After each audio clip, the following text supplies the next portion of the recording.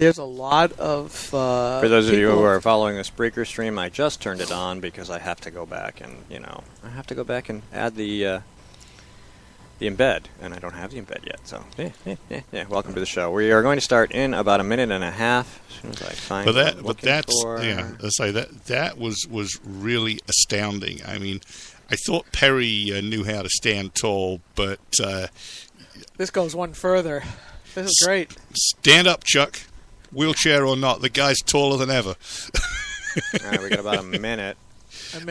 Greg Abbott is a real character. I mean, he was the guy who said when he was still AG and running, not that he was afraid it might do him any harm, when there was the Bundy Ranch thing and the Bureau of Land Management was talking about the Red River and appropriating land on the border, it basically said, don't mess with Texas, we'll come for you. Yeah. That may be where we all need to go. Yeah. I was wondering, we were thinking about maybe the hill country outside of Austin or San Antonio. Yeah. Little plot of heaven near the Alamo or something. Yeah, then there's the protein world hoo-ha with the feminists and the bikini body out in London that has caused quite the amazing I've missed that. Oh, yeah, I have to post it up. But, Protein Wisdom, unlike most of these other nitwits who have just folded like a wet piece of paper, they said to all these feminists that were complaining about the sexualization of the female body, they said, leave us alone. Don't bother us with your... 4 seconds. We'll be right back. 3, 2, 1.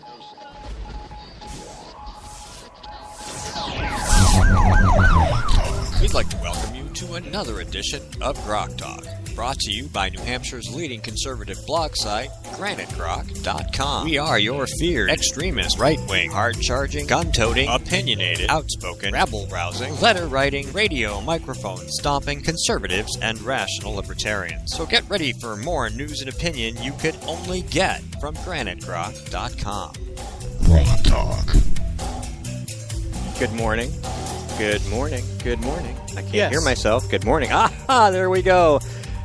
Everything appears to be working. Steve, this the morning. Face of GrokTALK. I'm not. Yes, you are. Face. We need another face. Yours face. is the first Faces. face Faces. everybody sees on the live stream. Oh, well, we could definitely improve listenership and viewership if we change that.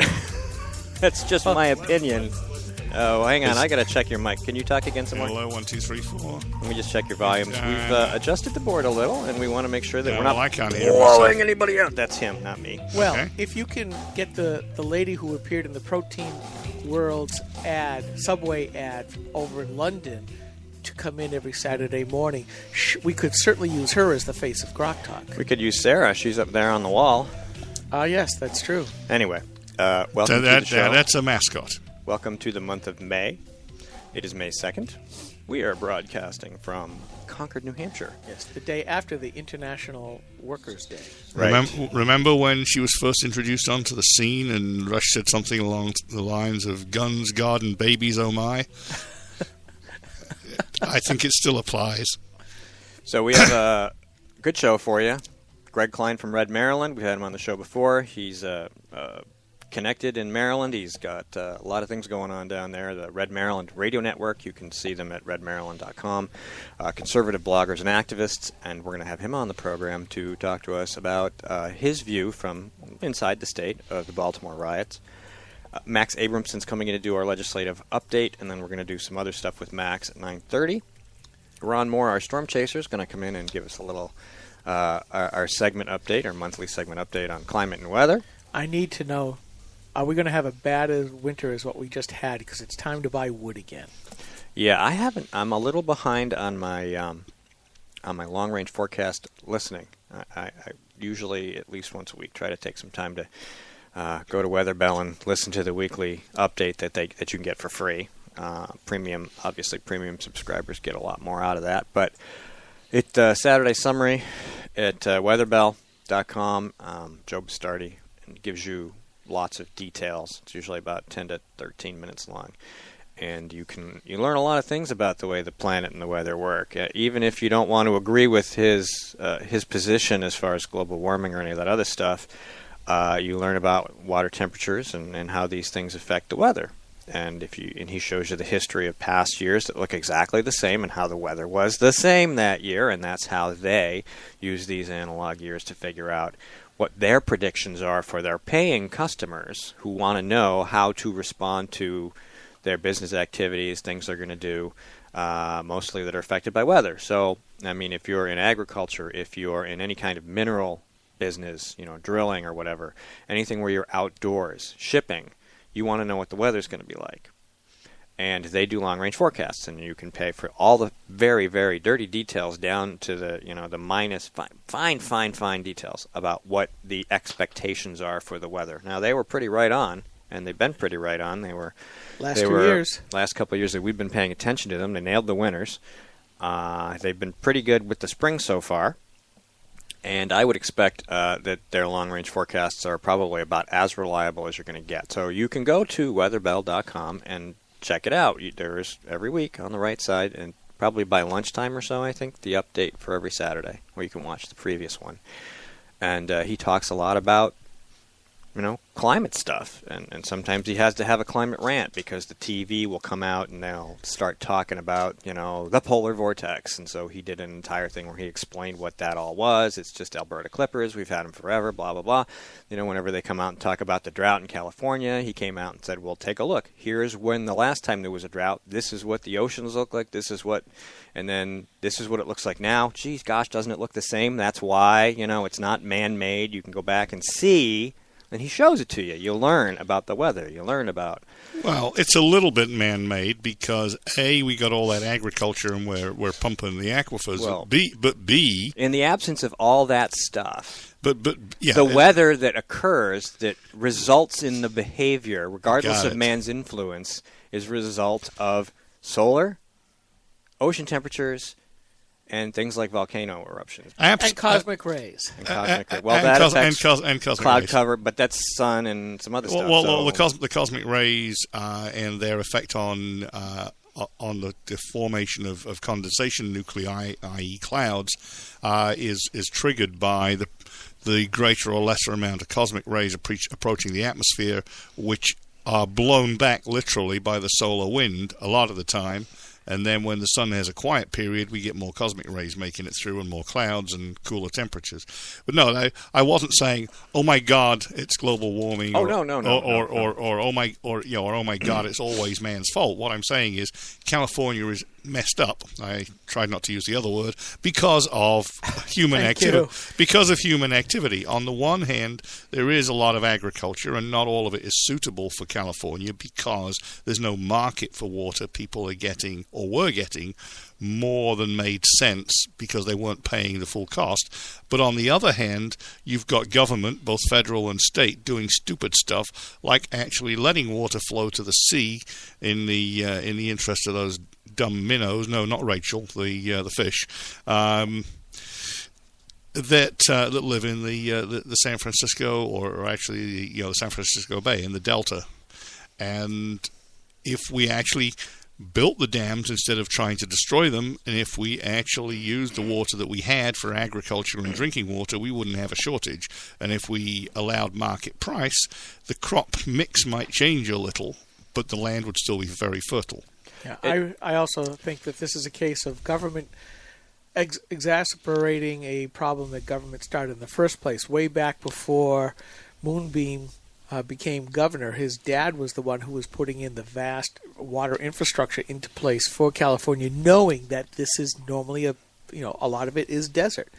And then Moonbeam and his cohort of hippie environmentalists came in, and they've started to take down the dams. They've disabled a few other things, and they have refused to continue on. You keep hearing from the left, government's all about infrastructure, all about infrastructure. Well, since 1970, they haven't built a single thing to help with their infrastructure of any size at all. So do you mean literally Jerry Brown's dad, or do you mean Jerry Brown's prior incarnation as governor? No, his dad. His dad was governor before. And he's been governor twice now. You'd think they'd learn something from that. No, they didn't. The problem, I guess, is that people don't understand that the place that they live and the agriculture that they engage in is impossible without the water infrastructure that they have been dismantling.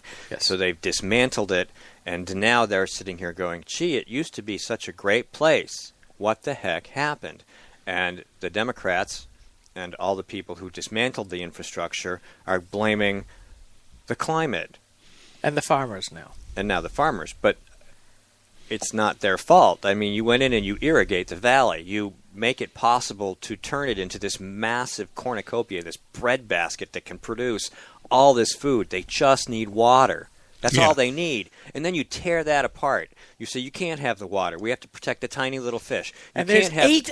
They've only found 8 of these little delta smelts. That's it. Oh, really? So that few? Oh, wow. Yeah. The other problem is even if you agree with that, you still need to replace that water. So they've had decades to do desalination plants. They could have invested in all kinds of infrastructure to guarantee that California had plenty of water for the people that they encouraged to come and live there. And they didn't do it.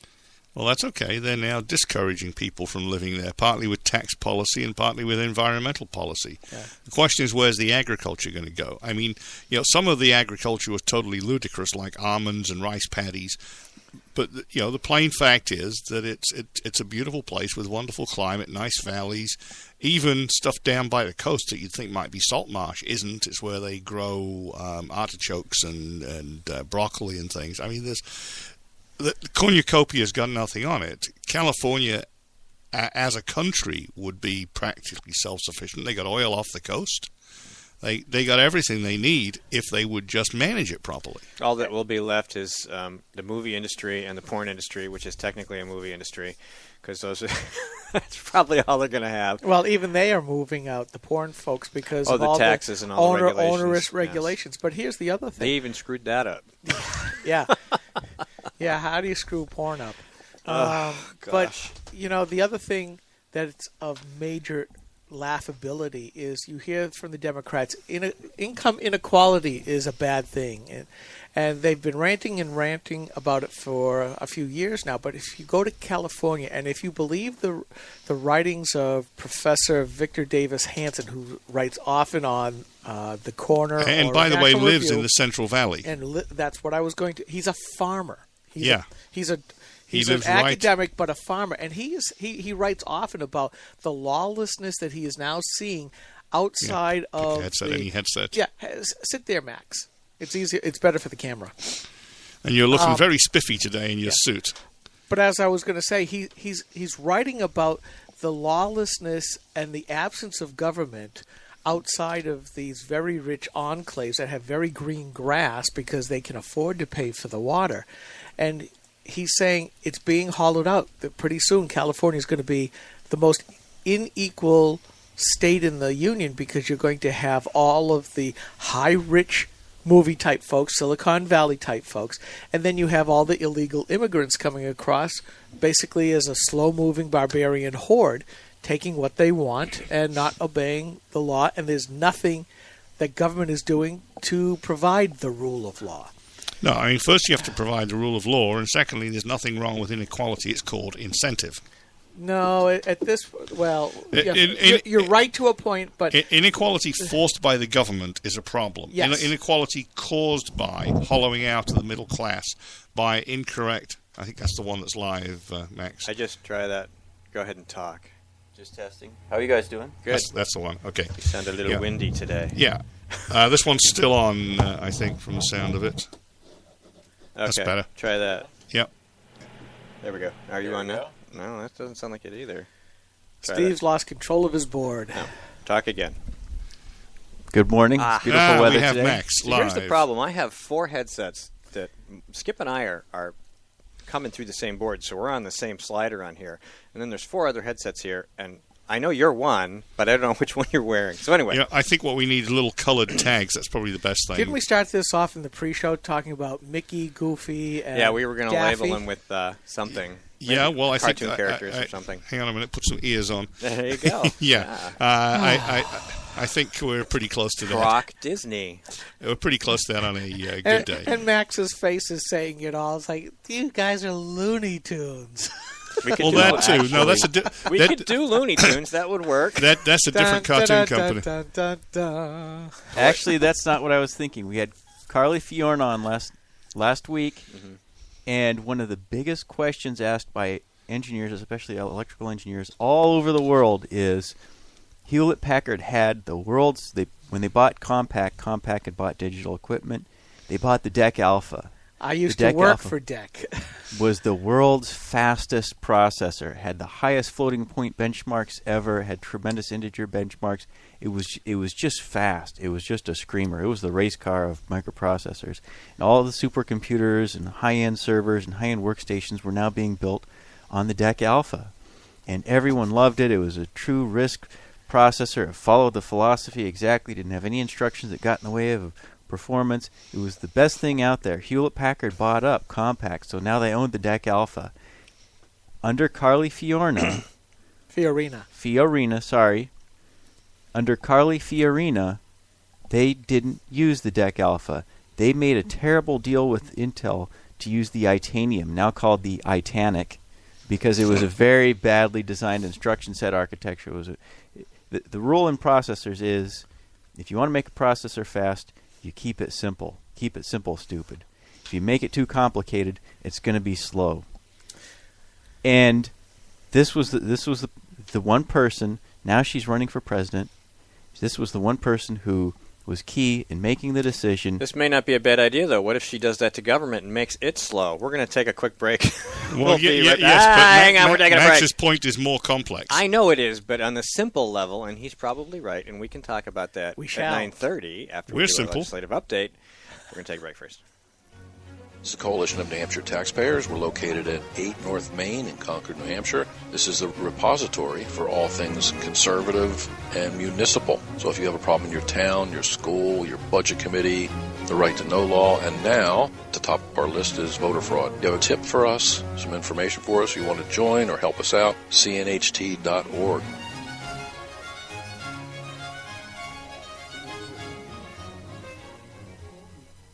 Hi, this is Rich Gerard, host of Gerard at Large in the Morning, the Manchester area's only locally owned, locally operated, focused, and interested, riveting radio show, heard live every Monday through Friday from 6 to 9 on 90.7 FM WLMW, New Hampshire Family Radio, and available 24/7 live or archived at GerardAtLarge.com. Be sure to tune in.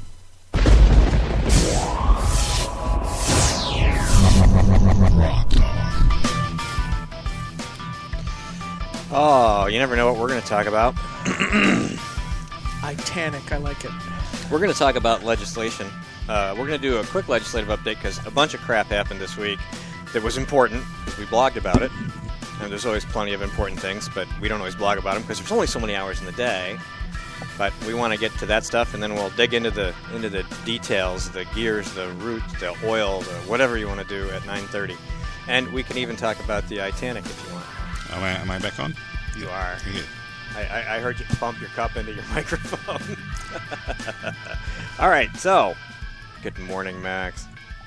Some things happened at the State House this week. We had a vote on casinos. We had a what's the other one that was big that we wrote about? SB 116. Vote on Vermont carry or SB 30 licenseless still. carry. SB 30 still lingering in the woods. It's coming up Wednesday. So, unfortunately, the House Finance Committee, I testified against this. They heard 4 hours of testimony. The first 3 hours was elected officials from the North Country, from Coast County, coming down and saying, we need this, we have all our young people, they need jobs, they're all going to the southern part of the state or leaving the state, and we want to have them stick around and work at the Abbey. Menial jobs in Balsams. Right. And they won't all be minimum wage jobs. That's what they were saying. We want to have them around. 1,700 jobs, they said. But they're mostly low-end service sector jobs. So I testified very briefly on the bill. that was the wrong microphone. So I testified briefly on the bill, and I said, I looked at the actual figures. It's $2.619 billion in taxpayer-funded guaranteed state debt. Billion or million? Billion. billion? Over $2,000 for every man, woman, and child in the state. And our bond rating has dropped. We're down to AA1 according to Moody's, and I think one of the others also has us down a notch. And if they take on another $28 million, now they're talking $30 million in debt for the Balsams, which would allow the Business Finance Authority to expand yet again, then that's one more chink in the armor. So to be clear, that $2 billion in debt is total debt for the state, and what you're saying is we can't afford to pile any more on because we don't have the income. Correct. We don't have the debt to income ratio, and it would be like somebody who's already, we're about average for bond rating, we're about average for debt, but we have a lot of other liabilities. We have the unfunded pension fund liability, where we're hearing estimates ranging from $4 billion to $14 billion, and we don't know how that's going to pan out. That depends on what the economy is doing. But our bond rating is important because we pay many tens of millions of dollars a year in interest on that debt. It's almost $100 million a year. So just a very slight change in the bond rating increases our interest rate, and if that interest rate goes up, then that's going to be many, many millions of dollars that are going to have to be pulled out of the budget to pay for that. So the problem is, even if the Balsams bailout works out just fine, passing it would send a strong indicator to Wall Street, to the bond market, that, hey, New Hampshire has become one of those states again that likes to bail out private projects. Well, now they're talking about all the other private projects like Business Express and the Wentworth. Business Express was that air shuttle service that went out of business filed for Chapter 11 in 1996 and went out of business shortly thereafter, leaving the state with $15 million in loan guarantees on our books and no way to pay it off. So we're still stuck with all that debt. All of these loan guarantees, they don't all get paid off. A lot of them just sit there on our state debt and just continue year after year, and we have to pay the interest on all of it. Yeah, and that's like co-sponsoring or co-signing a loan for your kid's vehicle, and then the kid does a runner, you're still liable. That they aren't, if they're not responsible, sorry, you still are. Right. And here's a perfect example of corporate welfare, that which the Democrats especially, but the Republicans to a smaller degree, have all wailed against. But here again, folks, all corporate welfare is bad unless we're actually attached to it. And the House Finance Committee voted 22-0 ought to pass. And the only reason they couldn't consent calendar it, well, I guess they don't want to be reelected, because the public comments online are overwhelmingly against this.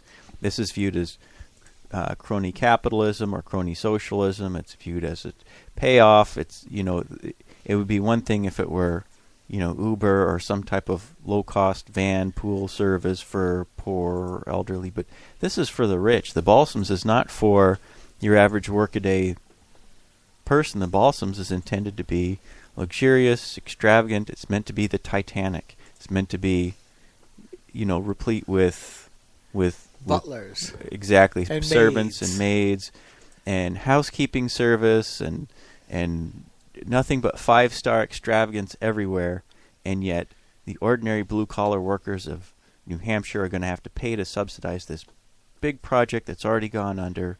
And the argument is, well, wait a minute, it went under last time for a reason. It's because it's way the hell out nowhere. It's the only thing connecting it. There's no airport, there's no seaport, there's no connection except for a simple, broken-up, frost-heave, 2-lane road. And nothing's been done about the problems that led to its downfall the first time. How far off a major highway actually is it, Max? I don't know. I've never been up there. Most New Hampshireites have never been up there. Most New Englanders have never been up there. Steve, I thought your post was great, equating the Balsams with the current state of public housing.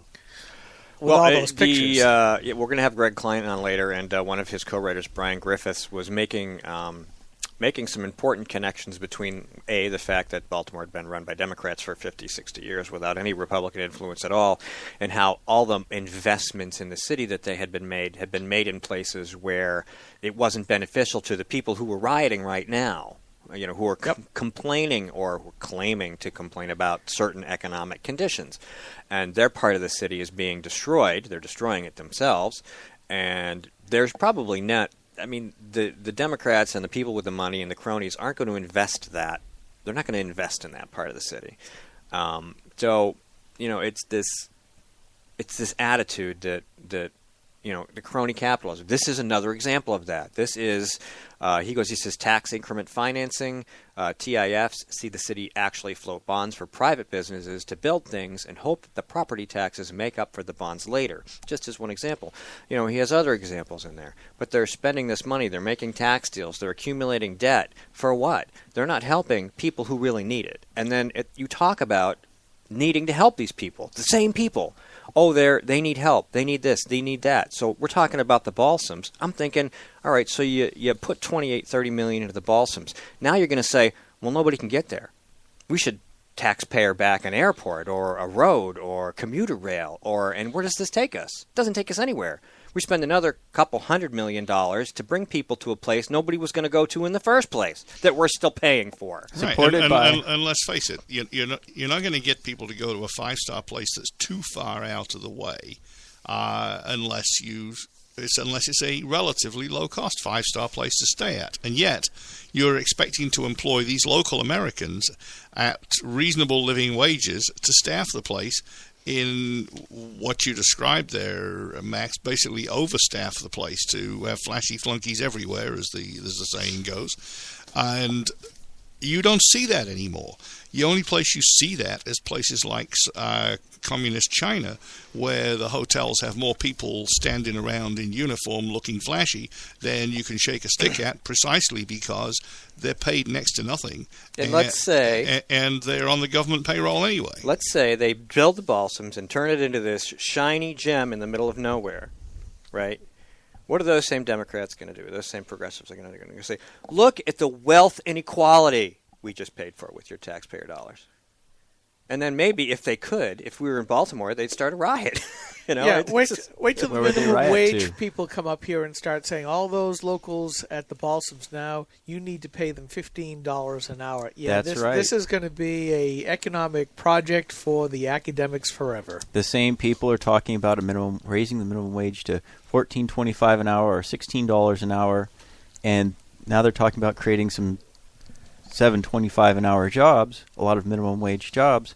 Which is it going to be? Are you for $7.25 an hour jobs, or are you against them? Well, you're already seeing in California where they've raised the rates. You also see in Seattle where they raised the minimum wages. Businesses are doing exactly what a lot of us said. They're either shutting down or they're moving somewhere else, period. Or they're automating where possible. Well, let me give you a story. I just went to Applebee's for the first time in a long time. I like the place. We just haven't been there.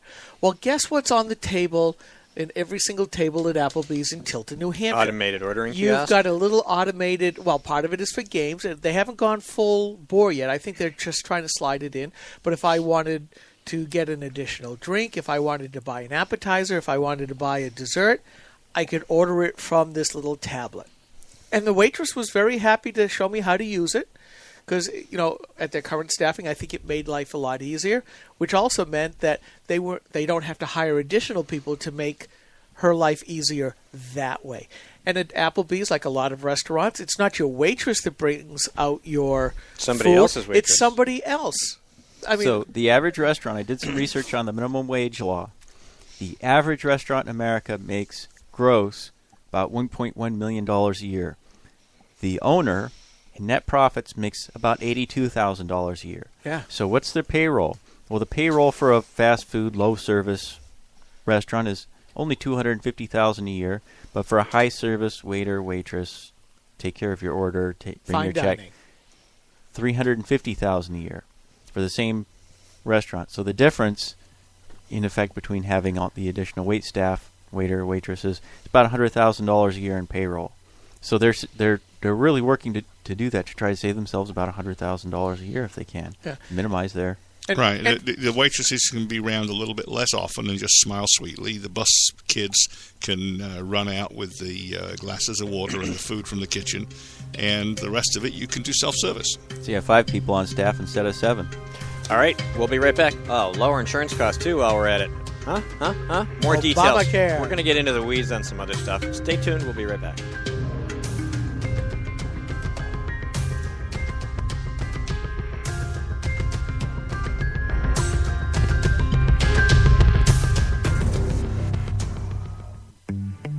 asked whether she still supports Obamacare, Senator Jeanne Shaheen said, "Yes, I do continue to support the law. We're beginning to see some positive results."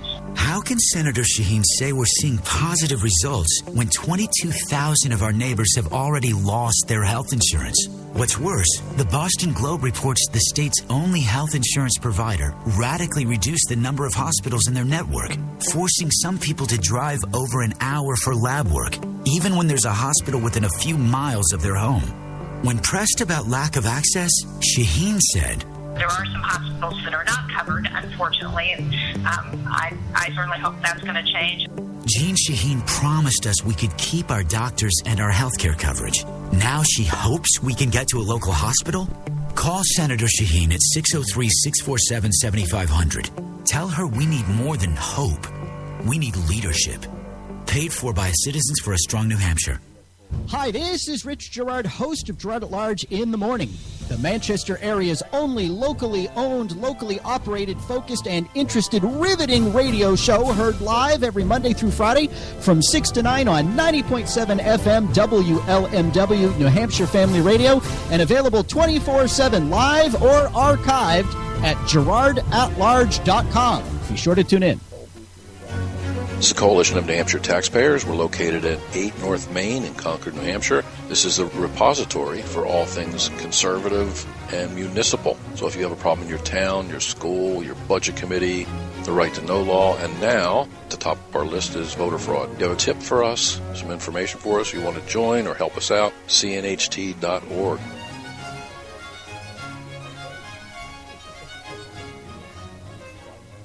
Hi, this is Rich Gerard, host of Gerard at Large in the Morning. You're listening to GrokTALK.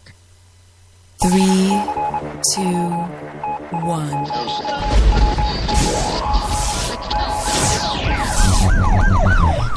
We'd like to welcome you to another edition of GrokTALK, brought to you by New Hampshire's leading conservative blog site, GraniteGrok.com. We are your feared extremist, right-wing, hard-charging, gun-toting, opinionated, outspoken, rabble-rousing, letter-writing, radio microphone stomping conservatives and rational libertarians. So get ready for more news and opinion you could only get from GraniteGrok.com. GrokTALK.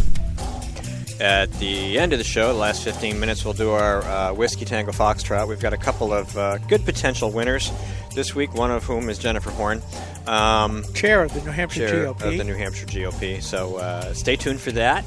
We're here with Max. We're going to do some more legislative stuff, talk about not just the legislation in New Hampshire, but, of course, the culture, the politics, and a lot of this stuff affects your states and your national government, too, because the people who do this crazy stuff, they're in government everywhere. So don't forget to check us out on Stitcher, iTunes, Spreaker, iHeart, TuneIn, all your mobile devices. You can get us. We are streaming live on Spreaker right now and also on Ustream.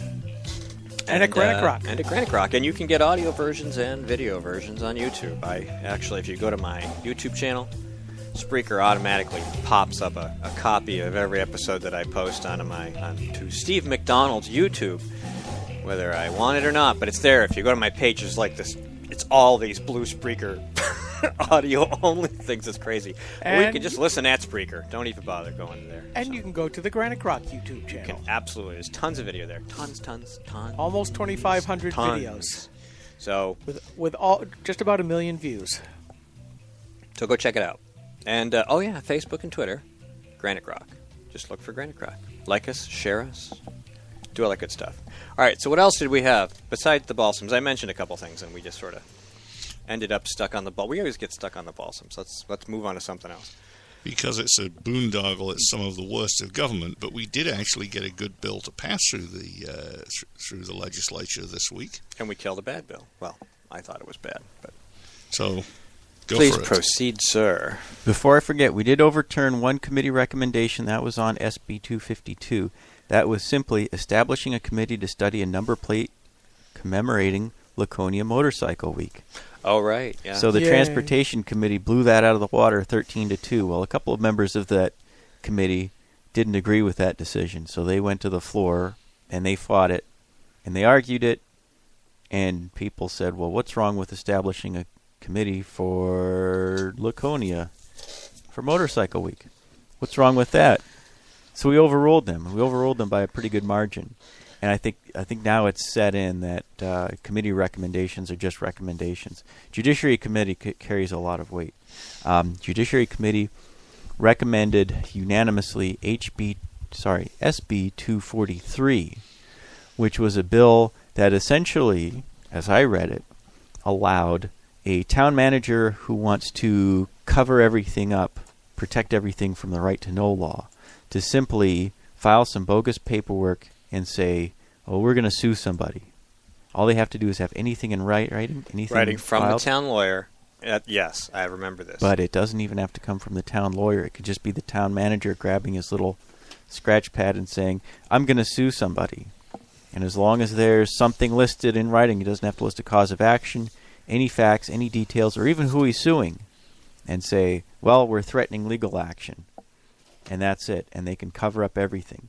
Now, in Seabrook, we had a town manager, not the current one, but a previous town manager who took a $500,000 contract for mold remediation at the town hall. It was a disaster. Everyone was upset and up in arms about it. And they took the $500,000 and he gave it to a contractor he knew in Massachusetts. They came up, they did the work. It was not put up for competitive bid, and he said, "Oh, it was all legal."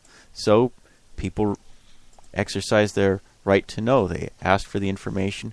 Where did it go? Why wasn't this put up for competitive bid? And we got no answers from him. So now, to cover that kind of thing up, all he has to do is threaten to sue anyone. He could even threaten to sue the contractor as part of a little deal, and he could cover everything up, and only the selectmen would know about it. So there are a lot of bills like that going through. That one unfortunately passed, but at least there was a floor fight on it. We got 100 and some votes against it. And Judiciary has made a number of other attempts to curtail right to know. Of course, there was the famous one where they wanted to charge so many, minimum wage times however many hours they said to recover records, and finally they knew that they were going to get their butts kicked, and they didn't want Judiciary to look bad, so they tabled their own bill because they knew it was very, very unpopular, and the press was covering that one. We talked about it a lot. The regular media did. That bill was ridiculous. I think members of the Judiciary Committee are going to have a hard time getting reelected. They don't have any support from within the party now. We're looking at the things that they're doing, and we're seeing the votes, 16-0, 17-0, 17-0. They're voting unanimously, and then we're looking at the bills, and we're saying, how did that get any votes, except for maybe from the Democrats? How is that getting any votes? You want to cover up this expense. You want towns and cities to be able to cover up no Aaron big Day, if you're contracts. listening, Judiciary list primary. Absolutely. And it is the case where you keep wondering, we may talk about this later on, but, the NHGOP committee man, committee woman, obviously and blatantly activating themselves in defiance of the NHGOP platform. And we just keep seeing this over and over and over again, where why are we electing Republicans when it's not so much that they won't support what the platform says, but they're actively egging people on to do the exact opposite. Bergeron signing on for gay marriage at the Supreme Court, and now it came out, I have to hand it to Pindell of the Boston Globe, late of WMUR, exposing Steve Dupree as being for abortion. And he's supposed to be representative of the grassroots of the Republican Party. We did oppose both of them in their elections. And God bless her heart, and I mean that truly. I think that, Susan Olson put up a post on Jennifer Horn as well. We'll talk about that as well. But I'm going to have to write about Mr. Dupree. Oh, yeah. Yeah. Wasn't there something about Medicaid expansion also? I thought there was something. We've been going against that. That's been my favorite hobby horse, but that's time for another the state time. party was all in on that. It was a state senate thing. Anyway, let's not get too far off the Okay. No. So we dealt with that one. My apologies. And so for the Judiciary Committee basically is operating in lockstep under the Jasper Shurtleff regime. Pretty much. We need to make them. This comes down to our training, guys. We need to make them more afraid of the voters than they are of the Democrats. Well, they don't realize it. In the Seacoast, at least, when we vote on something and it's roll called, it's published in the paper. The next day or sometimes the same day, people find out in our district. They find out online. They know within hours of me pushing that button, they know how I voted. They know how my other reps have voted and whether or not they voted. They know that I vote 99% of the time. They know that other reps are missing half their votes. They know that some people aren't showing up at all. Yeah, and Laconia Daily Sun. Thanks to Mike Kitch, to whom I often have a lot of arguments in this long simmering war, but he does put up a lot of the votes, especially for those pieces of legislation that are of consequence. Either that or he's just trying to poke a stick, one of the two. But yeah, and I think it's healthy to have those votes put out there and hung out to dry. We just need to hang some of those legislators with those votes out to dry as well. All right, so casino died. That was a long, long debate. I waited in the anteroom through most of the debate. They aired the debate over speakers throughout the State House, so you can go all around the State House and still listen to the debate. In fact, I went out to get ice cream, and we were still talking about casinos. Ben & Jerry's was giving away free ice cream. I believe the Auto Dealers Association had an event going on. They had cars out there being demoed. They were just parked and they had their hoods up like they were selling them to... No free samples, huh? No, but we did get free samples of ice cream. The ice cream, I'll say, was terrific. But a lot of legislators got sick. And I haven't found out yet whether or not there's a correlation. I got sick, very sick. I haven't figured out if there's a correlation. Because it's not Bluebell ice cream, is it? That's because Ben and Jerry support the death tax. That's why. Wrote about that this week. Anyway, so while they were making people sick during the casino vote, are they pro-casino? I wonder. Anyway. The most esteemed wife actually took her iPad and she was listening to that debate. I've never seen her do that before. She just wanted to know what was going on. Well, there was a lot of buzz in the press about how this might be the year we get a casino. Well, but we went into it thinking it was already 20 to 30 votes behind, and it was the same arguments for and against over and over and over and over and over. And so that 1 hour debate, you tune in and you listen to it, and it's the same arguments for and against. Don't they try to have like a policy where you don't just come up and make the same argument if somebody already made it? So wasn't there an attempt, Max, to actually make it different this time? I mean, the proposal comes up and it goes around and around, and essentially it's a crony capitalist license by the state in the to try and get some tax money, and it has to be. Basically, it's cronies of the governor or some legislators that want to open this casino. And didn't we try and make it different this time and actually say, if you're going to have casinos, just allow casinos and let the tax chips fall where they may? Oh, yeah, JR had an amendment, right? Was it JR? Yes, he did. It actually stunned people. It went over 100 votes, and it was just get rid of RSA 647 Section 2. Effectively, legalize most forms of gaming in the state. And Rogers, who's for casinos, Democrat from Concord, I think. Yeah. Mm. She's the one with the white hair, and she has the pink and blue, dark blue streak in her hair. She went up and spoke against it, and she said, well, children will be able to gamble under this bill. And I was thinking about that. Oh, you don't want children gambling. And I thought, well, teenagers are already gambling as it is, so they're just doing it illegally. There's no possible way you can enforce something like that. At this point, the way that Maggie Hassan wanted her casino set up, one heavily regulated casino. It's like, why not just make it part of state government? Because effectively, that's what it's going to be if it's that heavily regulated. Well, because then it would lose money. Mm-hmm. Yeah. I mean, the definition of fascism, if you look back to Benito Mussolini, was they realized that unlike the Germans, they didn't have to own everything. You just had to so heavily regulate it the state ends up with essentially control of that privately held company anyways. And that's effectively what they're trying to do. Yeah, and that's also similar to what happens in heavily socialist countries, where the government and the unions and every other interested party but the people who are tasked with making a profit actually end up on the board of the entity. So this is part of the reason that SB 113 failed. Talking about casinos, and now they're talking about fascism. House Bill 630 is a free market version of that, and people who are on the fence found out about HB 630. HB 630 would lower your property taxes by roughly, if everything worked out properly, roughly $400 per year.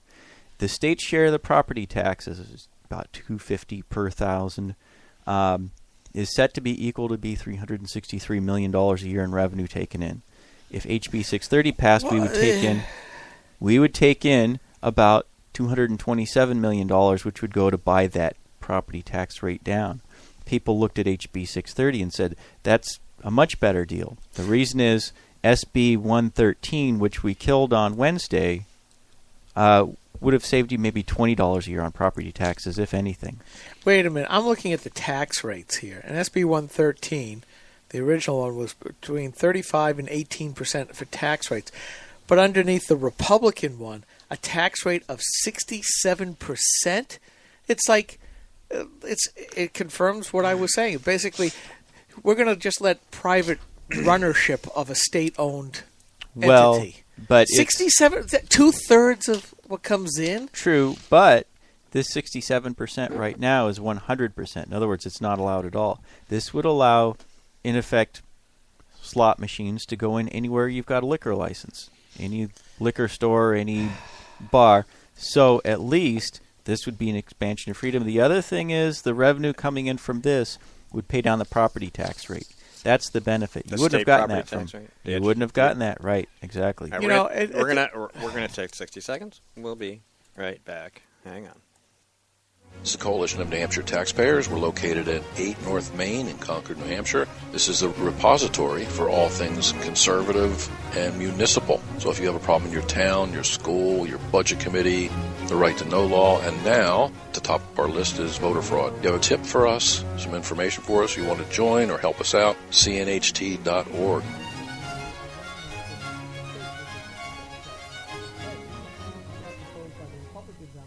Hi, this is Rich Gerard, host of Gerard at Large in the Morning, the Manchester area's only locally owned, locally operated, focused, and interested riveting radio show, heard live every Monday through Friday from 6 to 9 on 90.7 FM WLMW, New Hampshire Family Radio, and available 24/7 live or archived at GerardAtLarge.com. Be sure to tune in.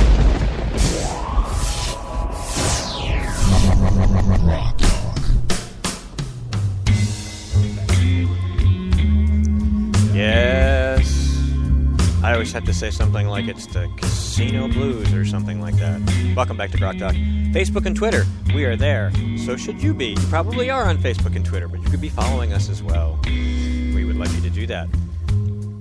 We're talking about legislation and stuff and junk and things on GrokTALK. You're so melodramatic this morning. Thank you. Melodramatic.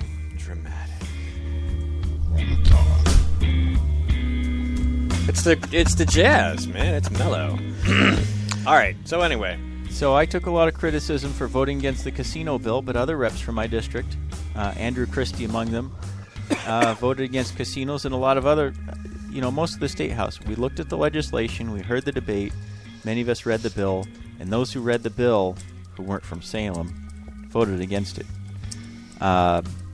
We had platform Republicans, we had establishment Republicans, we had Democrats.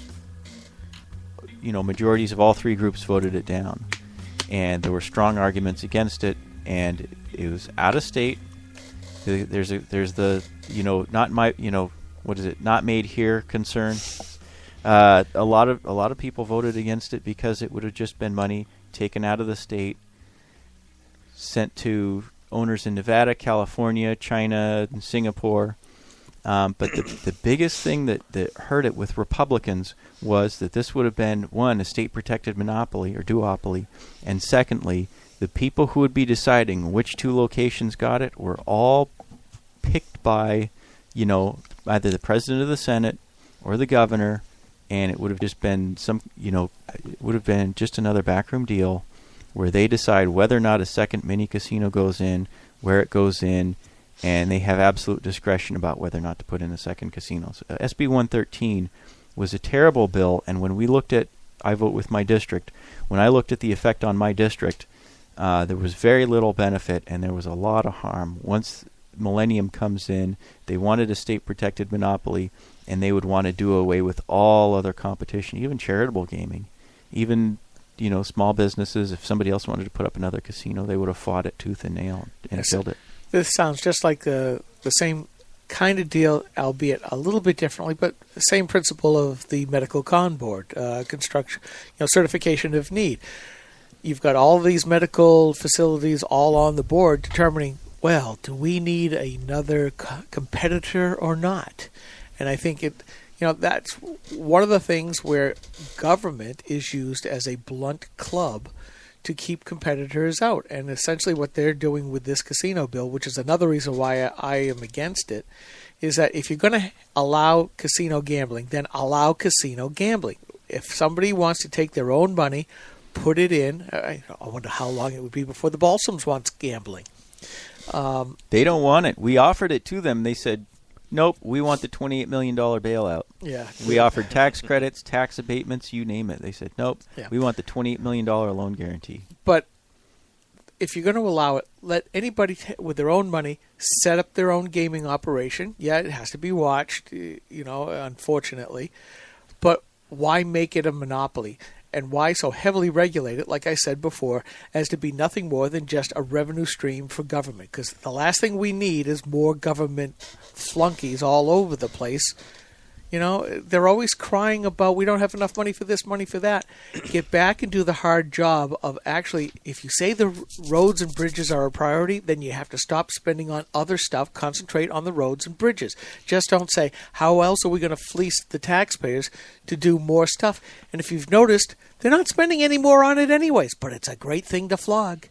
Biggest complaint about the toll booths is that the money coming in goes right into the general fund. About a third of it is eaten up by Judiciary and by Health and Human Services. People hate that. Well, I sat down and I figured out how much toll booths bring in because I had a floor amendment on SB 113. In effect, take some of the gambling revenue, some of the casino revenue, and displace that, use that to do away with the toll booths. So I had to figure out how much money the toll booths were bringing in net. They're losing money. In 2012, we lost over $9 million just on collection costs and administrative costs and the other costs associated with toll booths and Easy Pass. In 2014, our net revenue was $44.6 million.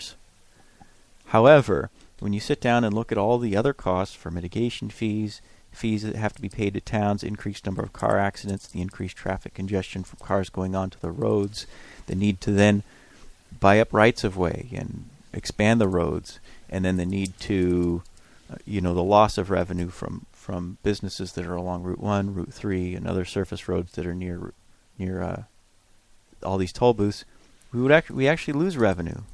There's less money in the general fund because we have toll booths. We would actually be better off just getting rid of the toll booths altogether. So not only are toll booths causing accidents and getting people injured and getting people killed, worst of all, we're paying to subsidize them. So people say, well, what would you do with the lost revenue? You don't do anything with the lost revenue. We'd actually have more revenue altogether. We'd save more money.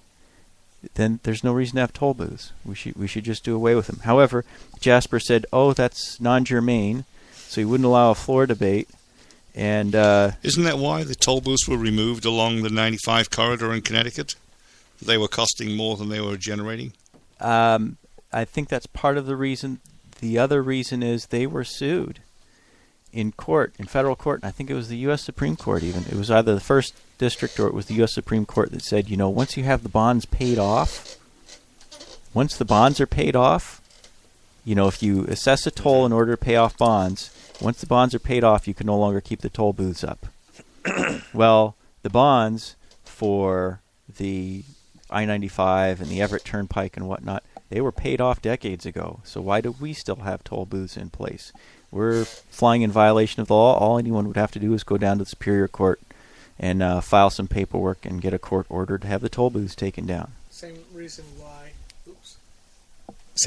why the Mass Turnpike still has its toll booths up, because they did pay off the bonds and they were still collecting the tolls. New York State Thruway, probably New Jersey, probably every turnpike and highway system in the country. Yeah, well, Massachusetts, then hearing this rumbling that, well, now we've paid them off, we need to get rid of them, the toll booths, well, they went and issued new bonds against them. That's what you do when you're in a government.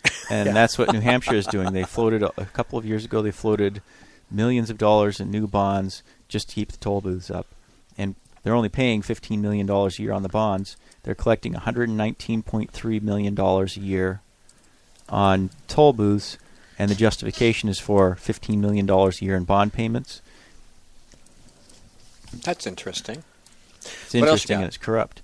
And, of course, the big one was SB 116 Vermont Carry. Actually, it's probably the smallest gun rights bill that we've ever passed. All it does is say, during that 14-day waiting period while you're waiting for the police chief to send you your pistol revolver license back, if you already have a lawful right to openly carry, now you can put your jacket on.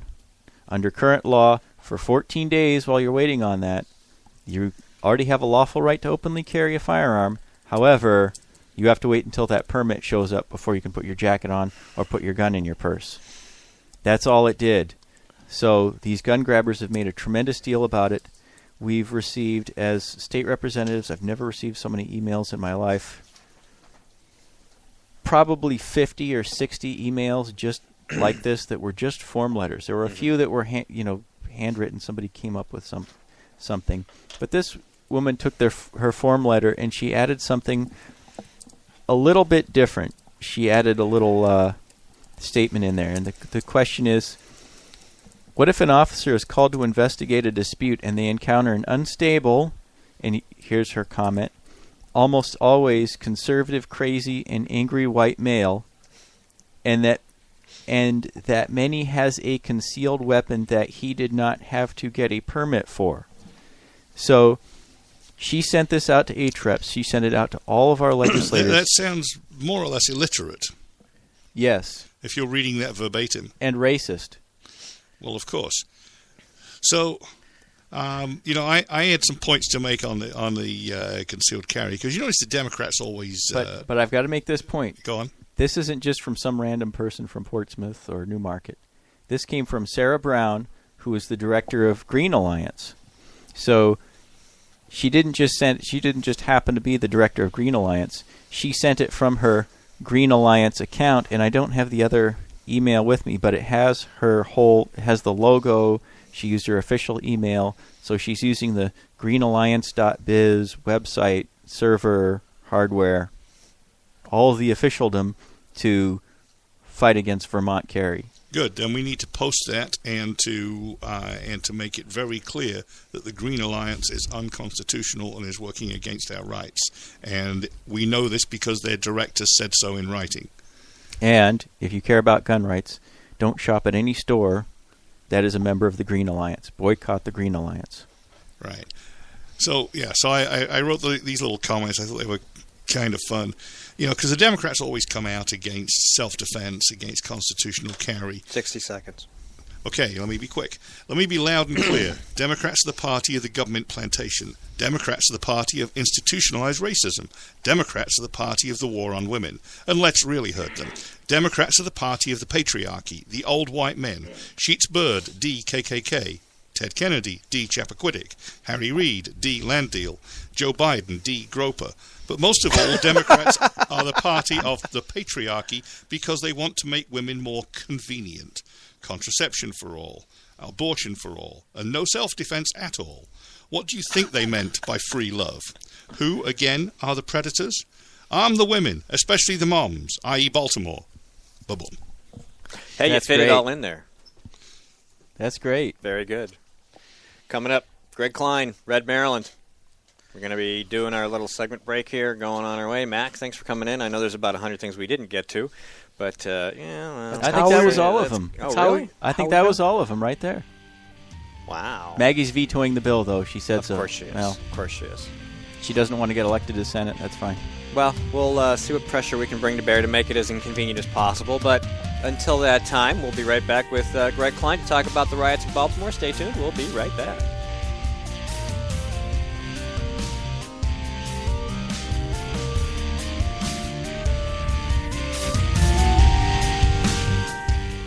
Senator Jeanne Shaheen said, if you like your current health plan, you can keep it. That's not true, Senator. 22,000 New Hampshire citizens have been kicked off their insurance plans. Hospitals in Rochester, Concord, and Portsmouth, they aren't allowed to provide care under the exchange. Senator, you were wrong in your comments. You should apologize for your misleading remarks. I'm calling Senator Shaheen at 750-3004 and telling her I want my doctor back. You should too. Paid for by saberpac.org, not authorized by any candidate or candidate committee. We are struggling.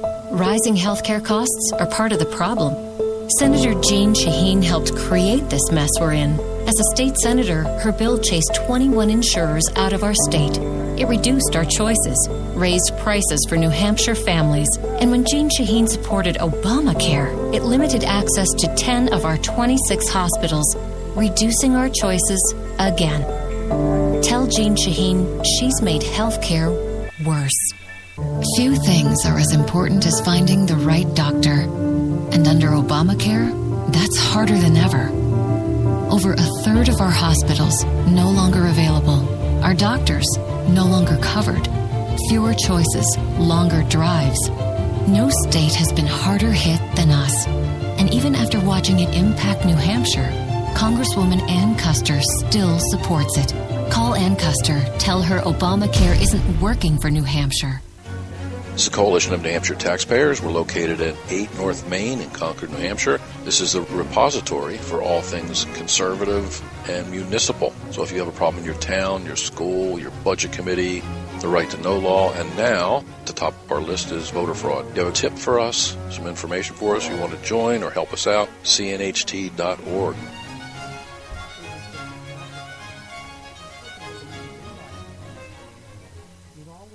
Three, 2, 1. We'd like to welcome you to another edition of GrokTALK, brought to you by New Hampshire's leading conservative blog site, GraniteGrok.com. We are your feared extremist, right-wing, hard-charging, gun-toting, opinionated, outspoken, rabble-rousing, letter-writing, radio microphone stomping conservatives and rational libertarians. So get ready for more news and opinion you could only get from GraniteGrok.com. GrokTALK. You missed the stuff that happens on the break. They were having a nice discussion about HP and technology, and we're not going to go there right now, maybe at the end of the show. But this is GrokTALK. Welcome back, coming to you live and pre-recorded later in the week from the beautiful CNHT studios in Concord, New Hampshire. Always a pleasure to be here. A little cold this morning. It's warming up, though. It's been kind of nice the last week, so not as bad as it's been.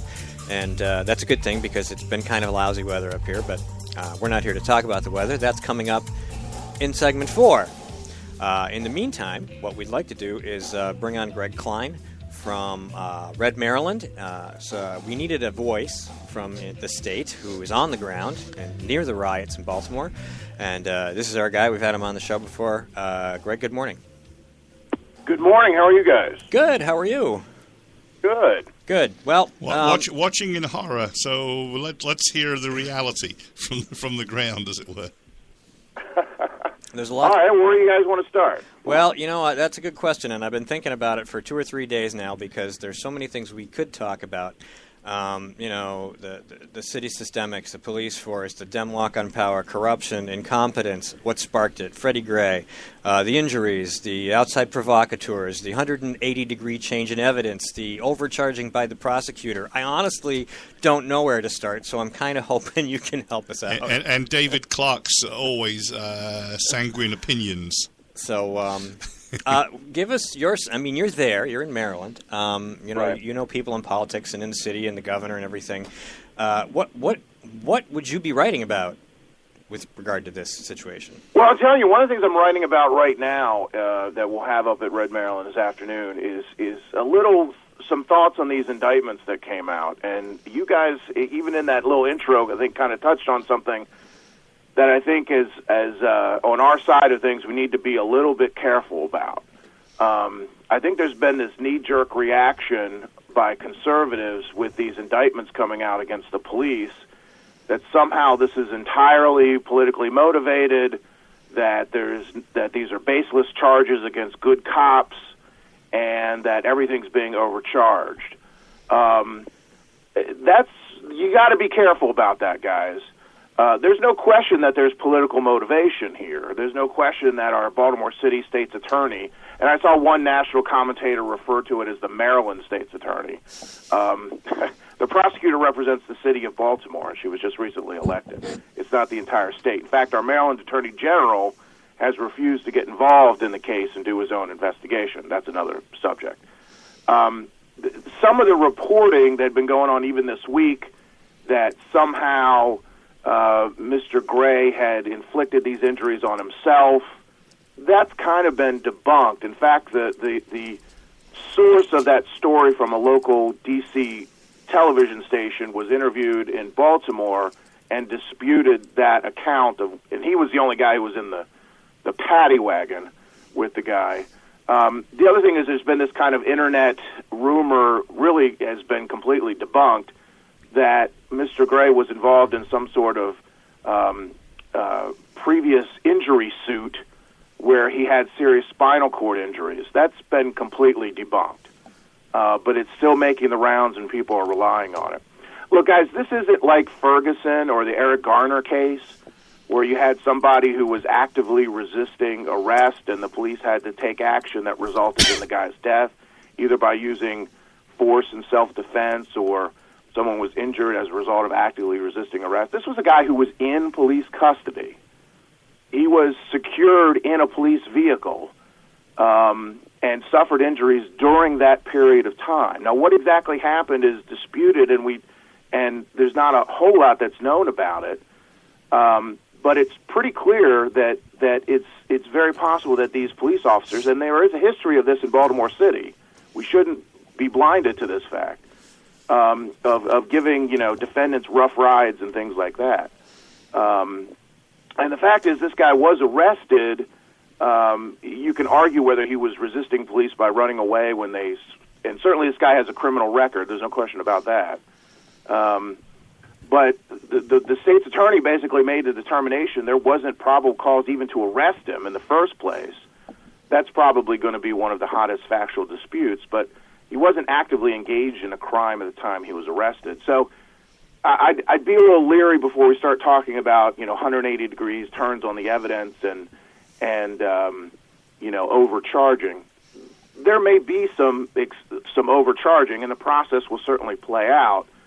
But we've got bad cops in Baltimore City and have for a long time, which brings me back to kind of the one of the most interesting things about this entire ordeal that's extraordinary. And I think this is something you guys have probably been talking about as well.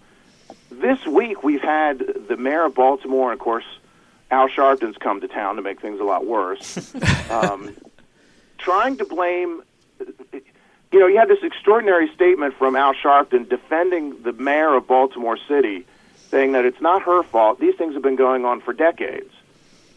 And I'm thinking, well, that's probably true, but there hasn't been a Republican mayor in the city of Baltimore since 1968, and there hasn't been a Republican elected to a city office there as city council since 1939.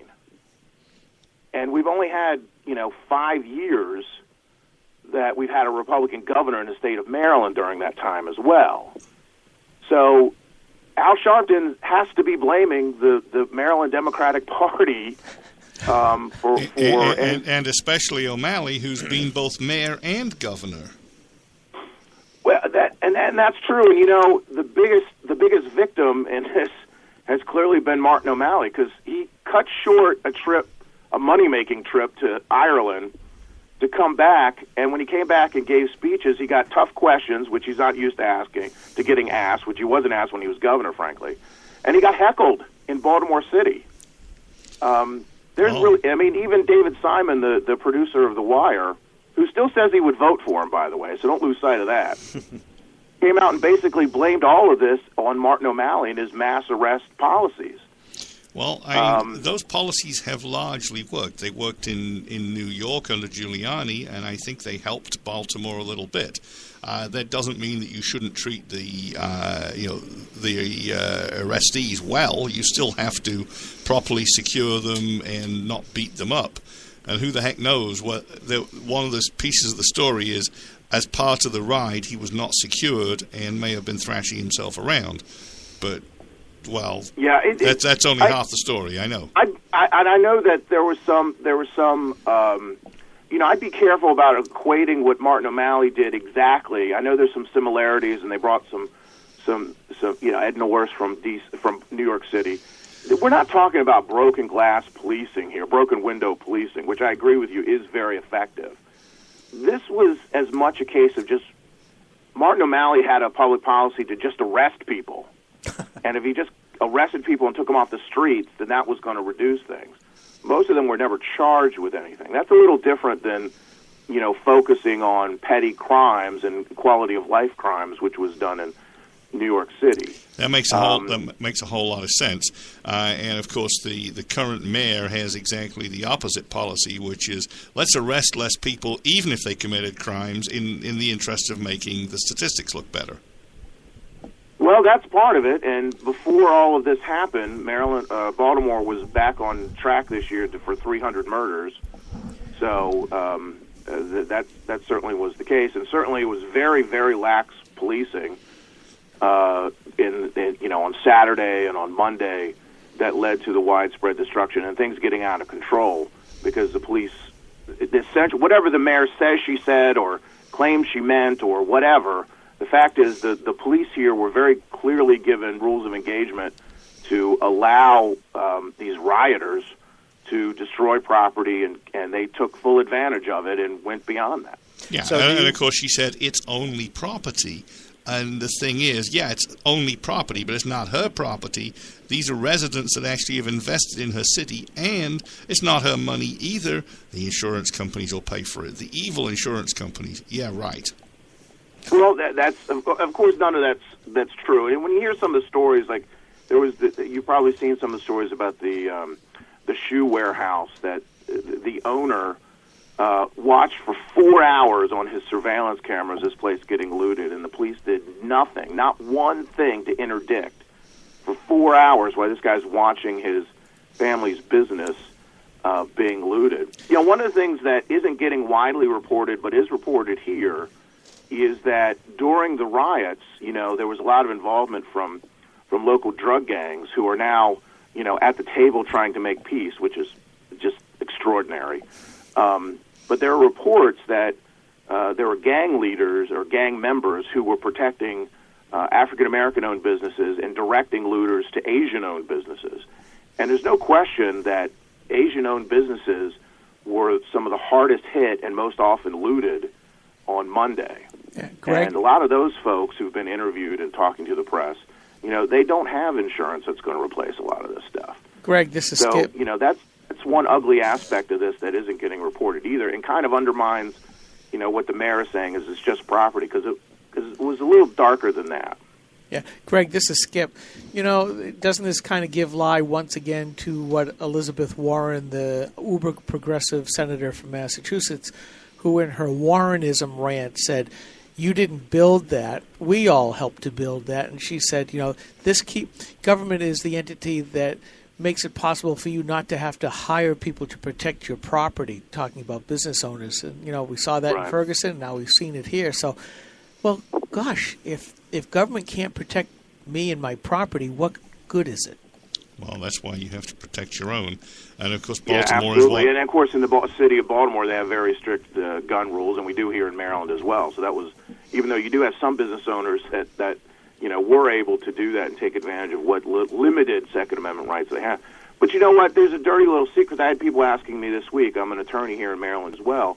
if the mayor is going to allow this stuff to happen, can these business owners seek redress from the government, from the city? Ooh. And the answer is there have been courts that have ruled. This is kind of a dirty little secret. There are courts that have ruled that the government doesn't have an obligation to protect individuals, let alone property. We've talked about that in New Hampshire a number of times. The Supreme Court decision where police didn't have to protect the individuals. But, in such an event as what's been happening in Baltimore, that's not just a single individual. That's a whole mess of people. Obviously the CVS store on fire caught national attention. And there's the police just standing there. Wouldn't that be evidence to be able to say, you didn't do your job? Well, but the point is, as the courts have said, they don't have an obligation to stop it.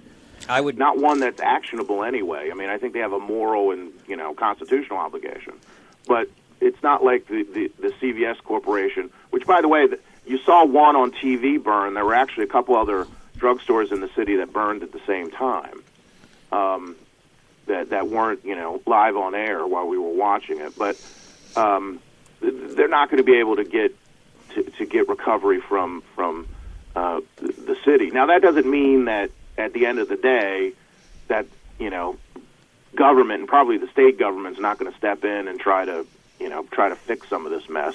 It's one of the things we've been talking about. Even once this unrest dies down and things return to normal, the cost of this is going to be enormous, and it's going to drive politics here in Maryland for some time. Greg, we're going to take 60 seconds. Stay on the line. We'll be right back as soon as I push the right button. This is the Coalition of New Hampshire Taxpayers. We're located at 8 North Main in Concord, New Hampshire. This is a repository for all things conservative and municipal. So if you have a problem in your town, your school, your budget committee, the right to know law, and now, at the top of our list is voter fraud. You have a tip for us, some information for us, you want to join or help us out, cnht.org.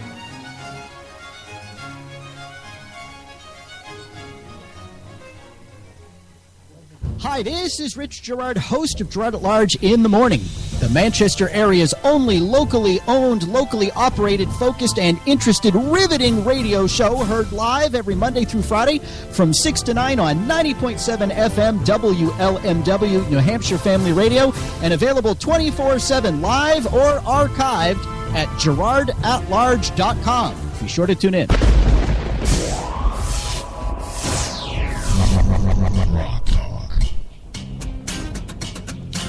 This is GrokTALK. We're talking to Greg Kline from RedMaryland about the riots in Baltimore, getting good, fresh information from the ground to contradict all the other crazy stuff we've been hearing about. So we've obviously got city politics. We've got police abuse, possibly. We've got the media nonsense that always goes on that clouds the reality. At the end of the day, a riot started, and so we should probably try to clear up some other stuff. There's been reports of people from outside coming in to irritate tensions and to make things worse. Of course, Al Sharpton showed up, as you said, which is never a good thing. No. What's the reality there?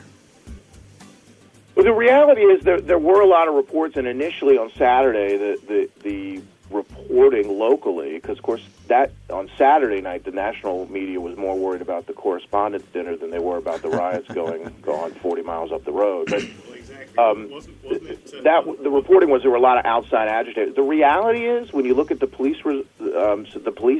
arrest records, the vast majority of the people involved in these were Baltimoreans. There may be people outside agitating, but it's not a big factor. This is homegrown. And I think to some extent that's why you've seen it die down so quickly once the police, and really once the governor of our state stepped in and got the thing under control, that we haven't seen the widespread unrest that we saw before.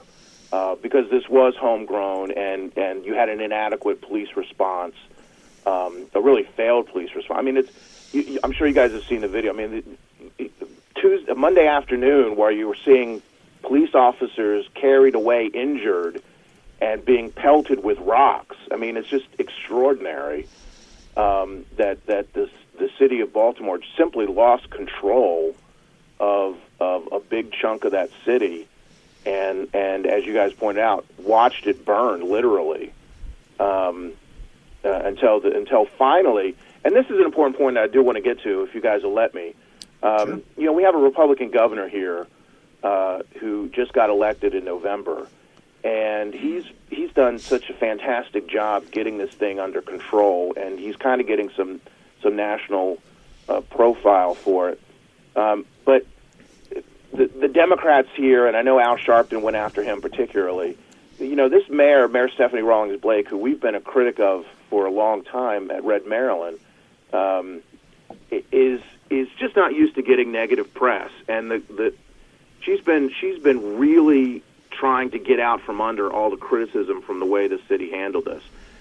In Maryland, and I don't know if New Hampshire is the same way or not, in order for the governor to bring in the National Guard, one of two things has to happen. Either there has to be a request from a locality, a local jurisdiction, for an emergency declaration, which is what happened here, or the governor would have to unilaterally declare martial law, which hasn't happened here in a long time. The governor was anticipating that emergency declaration was going to be brought by the mayor, but she kept putting it off. The governor, as the governor mentioned on Monday night, the usual response time for the National Guard to get activated is 8 hours.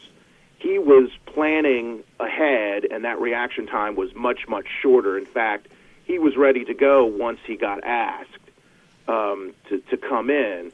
And when the mayor finally called and asked for help, he signed an executive order within 30 seconds of that phone call, and the trucks were on the road immediately. There have been some on our side who've been kind of critical of why he didn't unilaterally just go in himself.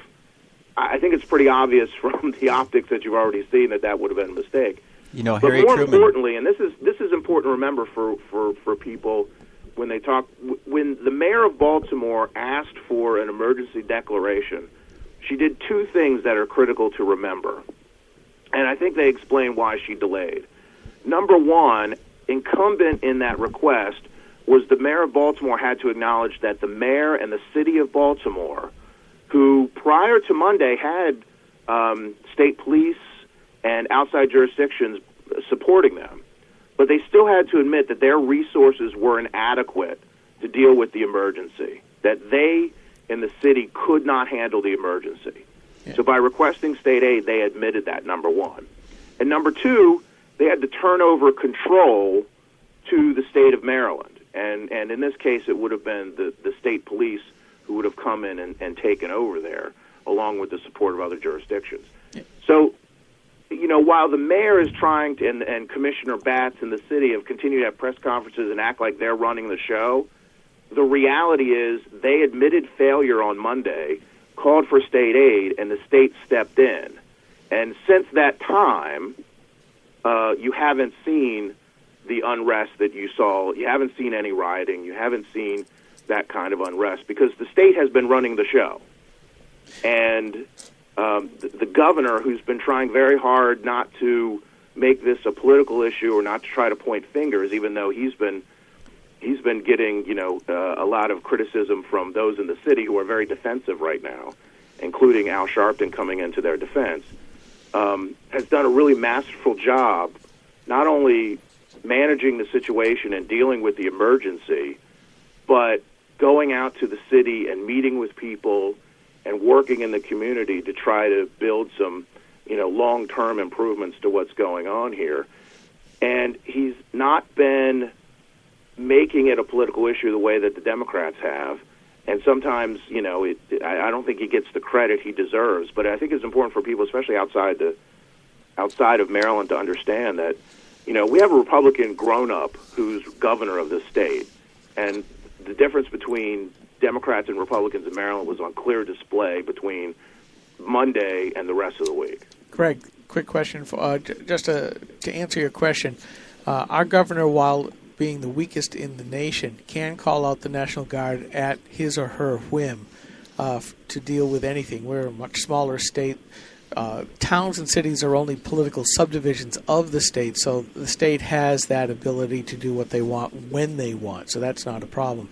But as you're talking about Governor Hogan there, has he gotten pretty good kudos for the way that he's handled it? I know he's tried to be more in the background, from looking from up here down to there. Are people seeing that dichotomy of quiet but effective versus loud and ineffective at all? Because he not only was he prepared, but he also basically moved a mobile headquarters into town and kept that low-key as well. Yeah, well, he's had his press conferences. I think the media has tended... I don't think he's gotten the credit he deserves, which is one of the reasons I wanted to point it out. I think part of that is, as he said publicly, I'm not here to point fingers or, cast blame. I'm here to solve the problem. But part of it is, too, and having said that, he pointed out on his press conference on Monday night that exactly what I just told you. He was ready to go. He signed the executive order 30 seconds when he was asked. And he moved very, very quickly and very effectively. And the head of our National Guard here, Major General Singh, has been incredibly impressive in the way that she's handled things and in the media. I don't think he has gotten, because the media has continued to, and some of this is scripted by the mayor of Baltimore, who's had multiple press conferences with local leaders and brought in people to kind of come to her defense. In the way she handled this, because it's always a political issue. I'd frankly like to see the governor be a little more assertive in pointing out how he was responsible for bringing this.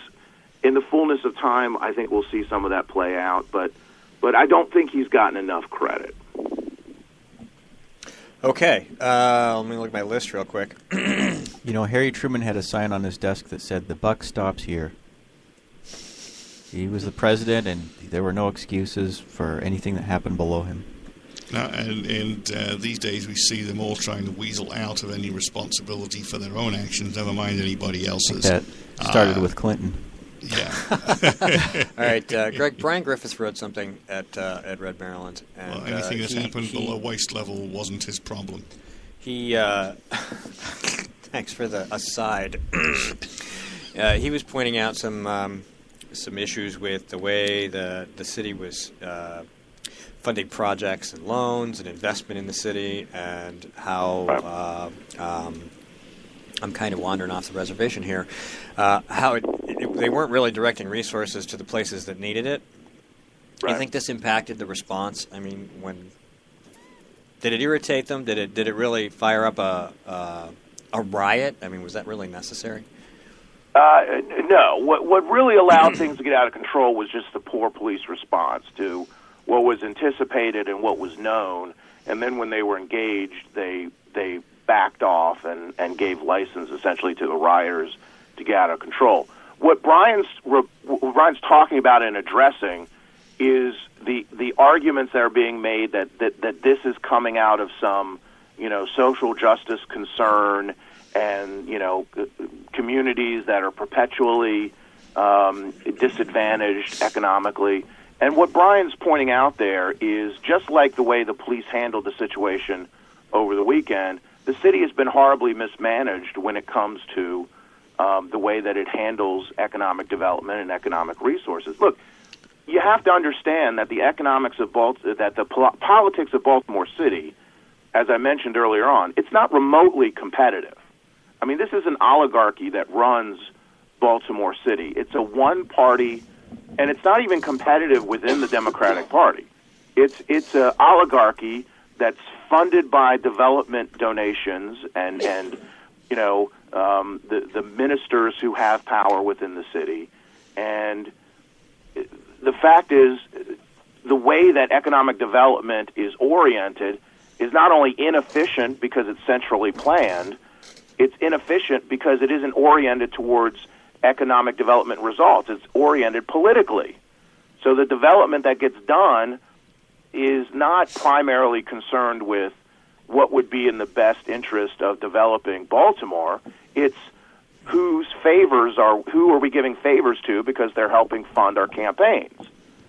And this is compounded by one of the criticisms that Brian wrote in the Baltimore Sun a year ago, which got an immediate reaction from Mayor Stephanie Rawlings Blake, that the mayors of Baltimore for some time have been more concerned about politics outside of the city than they have been fixing the problems in the city themselves.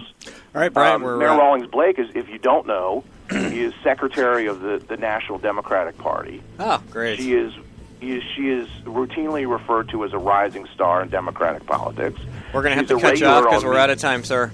Okay. But we will catch up offline and try to get some of that up on Granite Grok so that our readers and listeners will learn more about it. Thanks a lot for your time. Thank you. Thanks for having me. All right, we'll see you. Bye-bye. We will be right back. New Hampshire is famous for scenic drives, but they're tough to enjoy when you're on your way to the doctor. Because Obamacare limits your choices, some will have to drive more than an hour to see a doctor. What's health insurance worth if care isn't there when you need it? Jean Shaheen voted for Obamacare, putting your doctors and hospitals further out of reach. Tell Senator Shaheen Obamacare is not working for New Hampshire. Jean Shaheen and her allies are making false claims about her record on veterans. The truth? Shaheen refused to meet with veterans pushing for reform.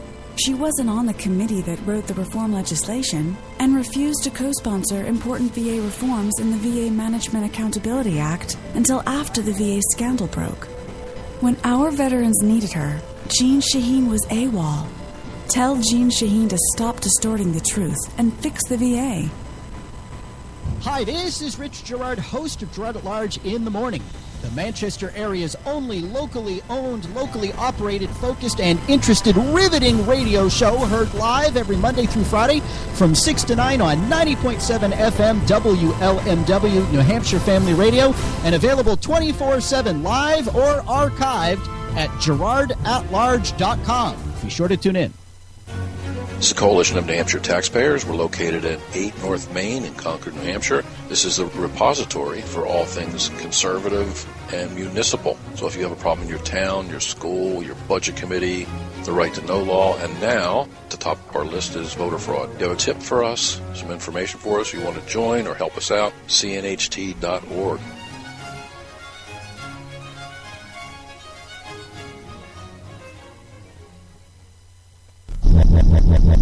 Talk. 3, 2, 1.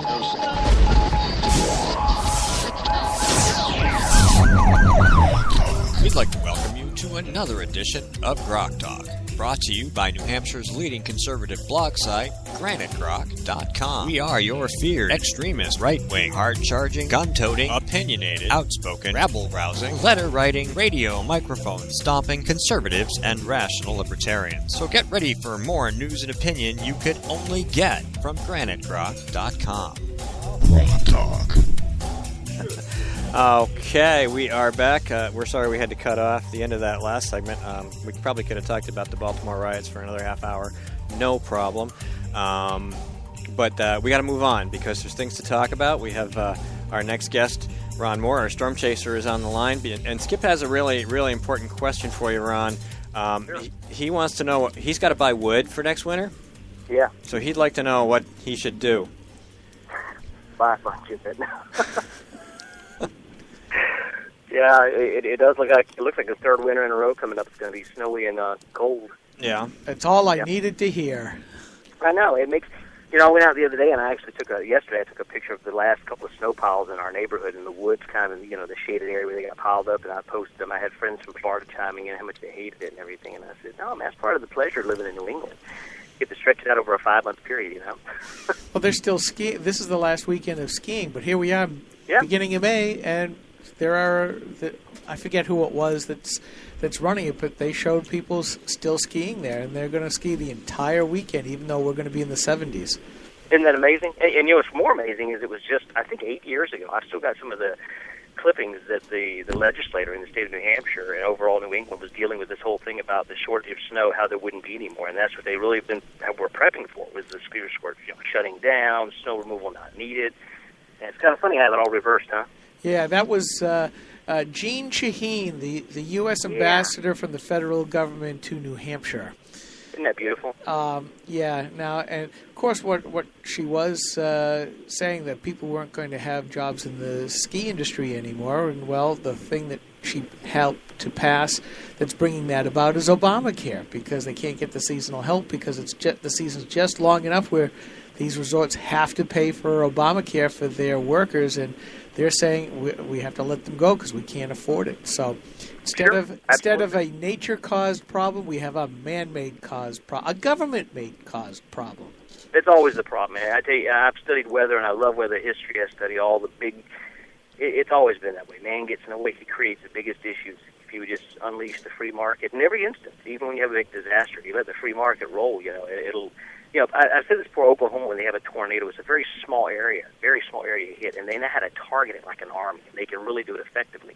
Here on the East Coast, we have hurricanes and big storms, and it's a totally different animal, but it's still down to the local community level. And when you get the feds involved, at, like you said, Gene Shaheen and everything else they want to do with all that, it all ties together, and everything they're passing now, Obamacare included, it has a bad result to the whole thing. But the complaint is always, but we don't know what will happen. People will get hurt. These people will run wild. It's like, yeah, how's that working out for us right now with those in government and those in politics making all the decisions and using other people's money? Yeah, no, I agree with you completely. The weekend watch what's happening in Baltimore. Yeah, you see it on display, and it's really sad. It really is. Yeah. So let's go back to the season. Obviously, here in New Hampshire, we have seen a very cold March. Temperatures running between, in April, running 10 to 15 degrees below normal because of the jet stream.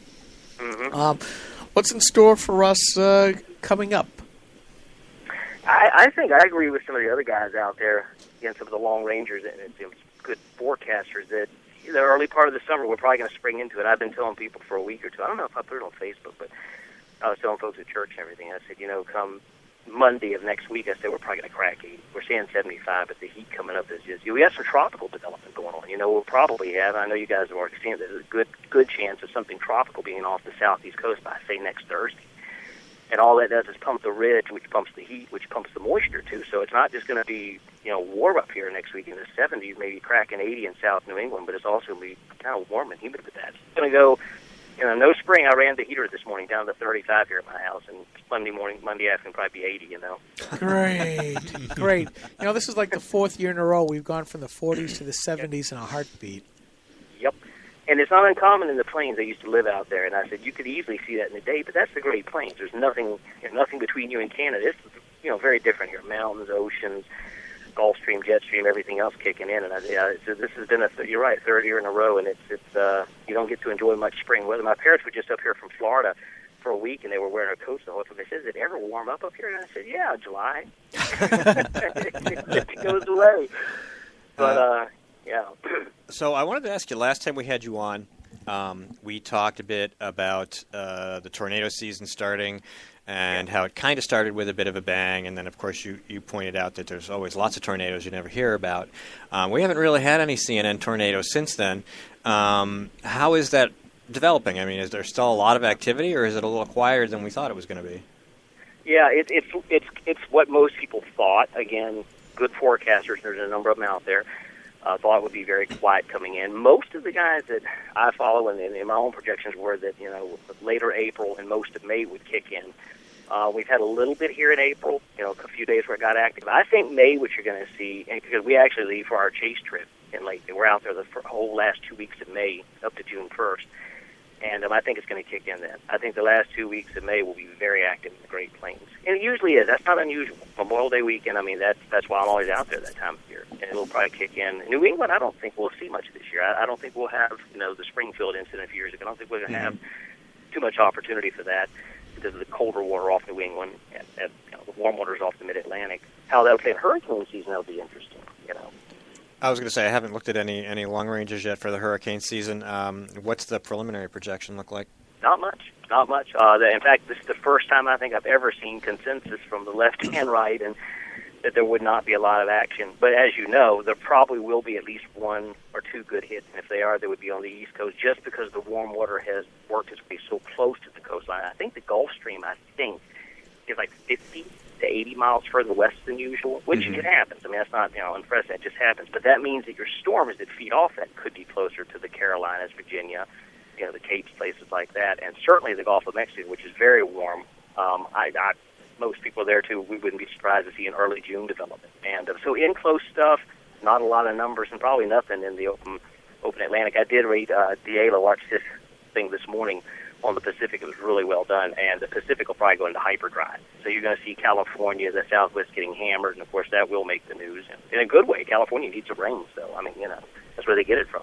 Yeah, I listened to Joe Bastardi a couple weeks back, and he was talking about how they were probably going to get some rain this year, possibly just normal precipitation, which is a huge break given the current situation there, but that the long range for California is still really dry.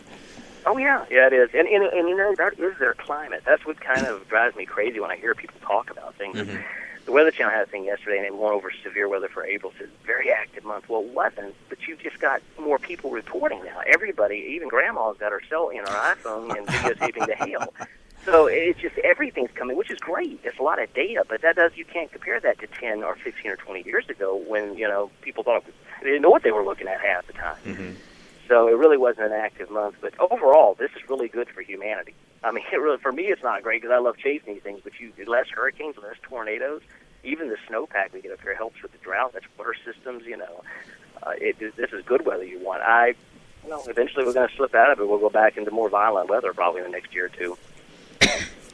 So, if I remember correctly, the Pacific is still supposed to flip into its cold stage, and the Atlantic is heading towards a cold stage, and we still have low sunspot activity, and there are some volcanic eruptions, which is the third factor. If we have any more serious eruptions in combination with these other things, are we going to get a lot colder? Because that's generally what the prediction is. Yeah, and you nailed it. That's what generally all the experts in this field say. Something the other day, did you see the volcano off the coast of Oregon, underwater? Oh. And I find it really interesting. It's going, and it's getting more violent. Several people, Ryan Malley, I think, was commenting on one of his blogs about how that people are getting fearful this thing is getting big, closer to the coast. And I always wonder, I don't think they've done a study, what does that affect the water temperature in the ocean? How does that have an effect? You got a volcano going off underwater, it has to change the temperature of the water. You would think, yeah, because, I mean... Yeah, and a lot of those have, they've done a study. I mean, I've never really studied that field very heavily, interested a little bit, but that's pretty significant. Hasn't the water there been warm lately anyway? I mean... yeah, off the northwest coast, you mean? Right, yeah. Yeah. Yeah, because I know that Joe Bastardi was talking about how that plays into the blocking and how we get our Alberta clippers and it gets really cold in the Northeast. Yeah, that's an interesting point. I wonder, we're definitely going to have to look into that. Look into that and let us know. Sure. So I just watched it yesterday. I said, I'm going to have to check more into it, see what studies have been done. So all that being said, cosmic rays, aerosols, volcanic stuff, that could lead to things being a lot colder. But you also said cold spell in the Atlantic. Does that mean that the Gulf Stream is diverted or is simply not as warm as usual, or is this some other areas or currents, not the Gulf Stream itself? No, the Gulf Stream itself has migrated a little further west. In fact, Joe Bastardi is the one I actually picked it up from a couple of months ago. He was commenting on that very thing happening. And what's interesting is how it affects the other water temperatures around it. Does all the warm water pool in one place? And this, believe it or not, those currents in the ocean, well, you probably know this, the sea captains used this stuff in the 1600s. I've got books where they would have a ship going along. The ship would be maybe 100 feet long, and from bow to bow, they would record a water temperature difference of 10 to 15 degrees at one end to the other as they hit the Gulf Stream. So people talk extreme today and how warm it is, or with the differential and how tight it is. And I said, I can't get much difference than almost the length of two driveways having a temperature of 15 degrees in the water. So, is this the worst it's ever been? Certainly not. What does it mean if you look back in those years where those sailors reported that? Sometimes they had more violent weather. So weather is a huge package. But as you said, what's happening in the Atlantic Ocean with the currents and everything, it's certainly cool enough out there. It's not going to allow much tropical activity. But like I said, near the coast, it'll be that way. Yeah, I would like to. I do know this. I read the last reports. I don't know if you guys did, because I know you guys keep up with this. But they've been talking about the ice caps this last week, releasing these reports saying, it's not nearly as bad as they thought. The caps have stopped melting. We didn't take into account all these variables. Well, we were taking into account those variables. They weren't. So I wonder who deserves the funding now to move forward, Yeah. Quick quick. Okay, sorry. So Max, I worked go on ahead. merchant ships for about 10 years, and we took temperature readings from both the bow and the stern, and they were frequently different, not just by 1 or 2 degrees, but sometimes 3 or 4 or 5 degrees. Interesting. Yeah. Empirical data right there, man. Okay, when you see it, it's Max. not lying. Yeah. Okay. Real quick question. You say the Gulf Stream's wandered further west. Does that mean off of the UK? Is Iceland going to be warmer instead? Or is it maybe just not so much of Northern Europe and more of the UK and Iceland? You know, I just started looking at that yesterday, actually, because I usually follow the U.S., and I have involved the UK more in the last year. But honestly, I didn't look that far out. I looked up there, but I didn't really assess it and see what the impact would be on that area. Oh, that's okay. But it's interesting. I'll get it next time, though, I promise. Scotland buried under New Ice Age. No, just kidding. Yeah, right. Exactly. All right, so is the summer going to be warmer? I don't know if we covered that. I think we're going to have, and I agree again, I have to rip off other guys because they've done a good job, like Joby, and others.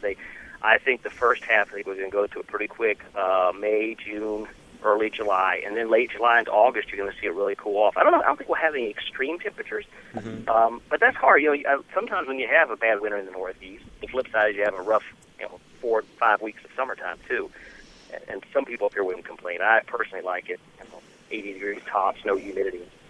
But I think we'll have it, and I think we'll slide into next winter pretty quick because of everything y'all listed, the sunspots, which is really cool. That's something I never looked at until about 3 years ago. I had some friends at FSU who did study that and were always telling me, they said, hey, we know oceanography, oceans have an effect with sunspots. I was like, maybe.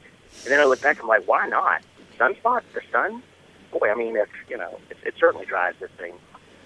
All right, we're going to sign off here. Thanks a lot for taking some time to talk to us. And when we talk to you next, you'll be back from your storm chasing trip. We'll find out what happened. Sweet. I look forward to it, man. All right. Thanks for having me on. All right. Thank you, sir. Talk to you later. Have a great day. Bye. You too.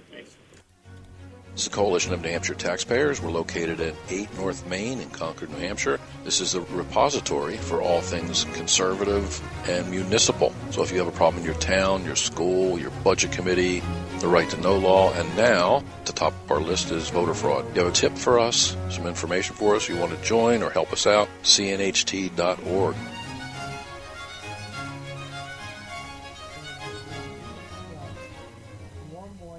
Hi, this is Rich Gerard, host of Gerard at Large in the Morning, the Manchester area's only locally owned, locally operated, focused, and interested riveting radio show, heard live every Monday through Friday from 6 to 9 on 90.7 FM WLMW New Hampshire Family Radio, and available 24/7 live or archived at GerardAtLarge.com. Be sure to tune in.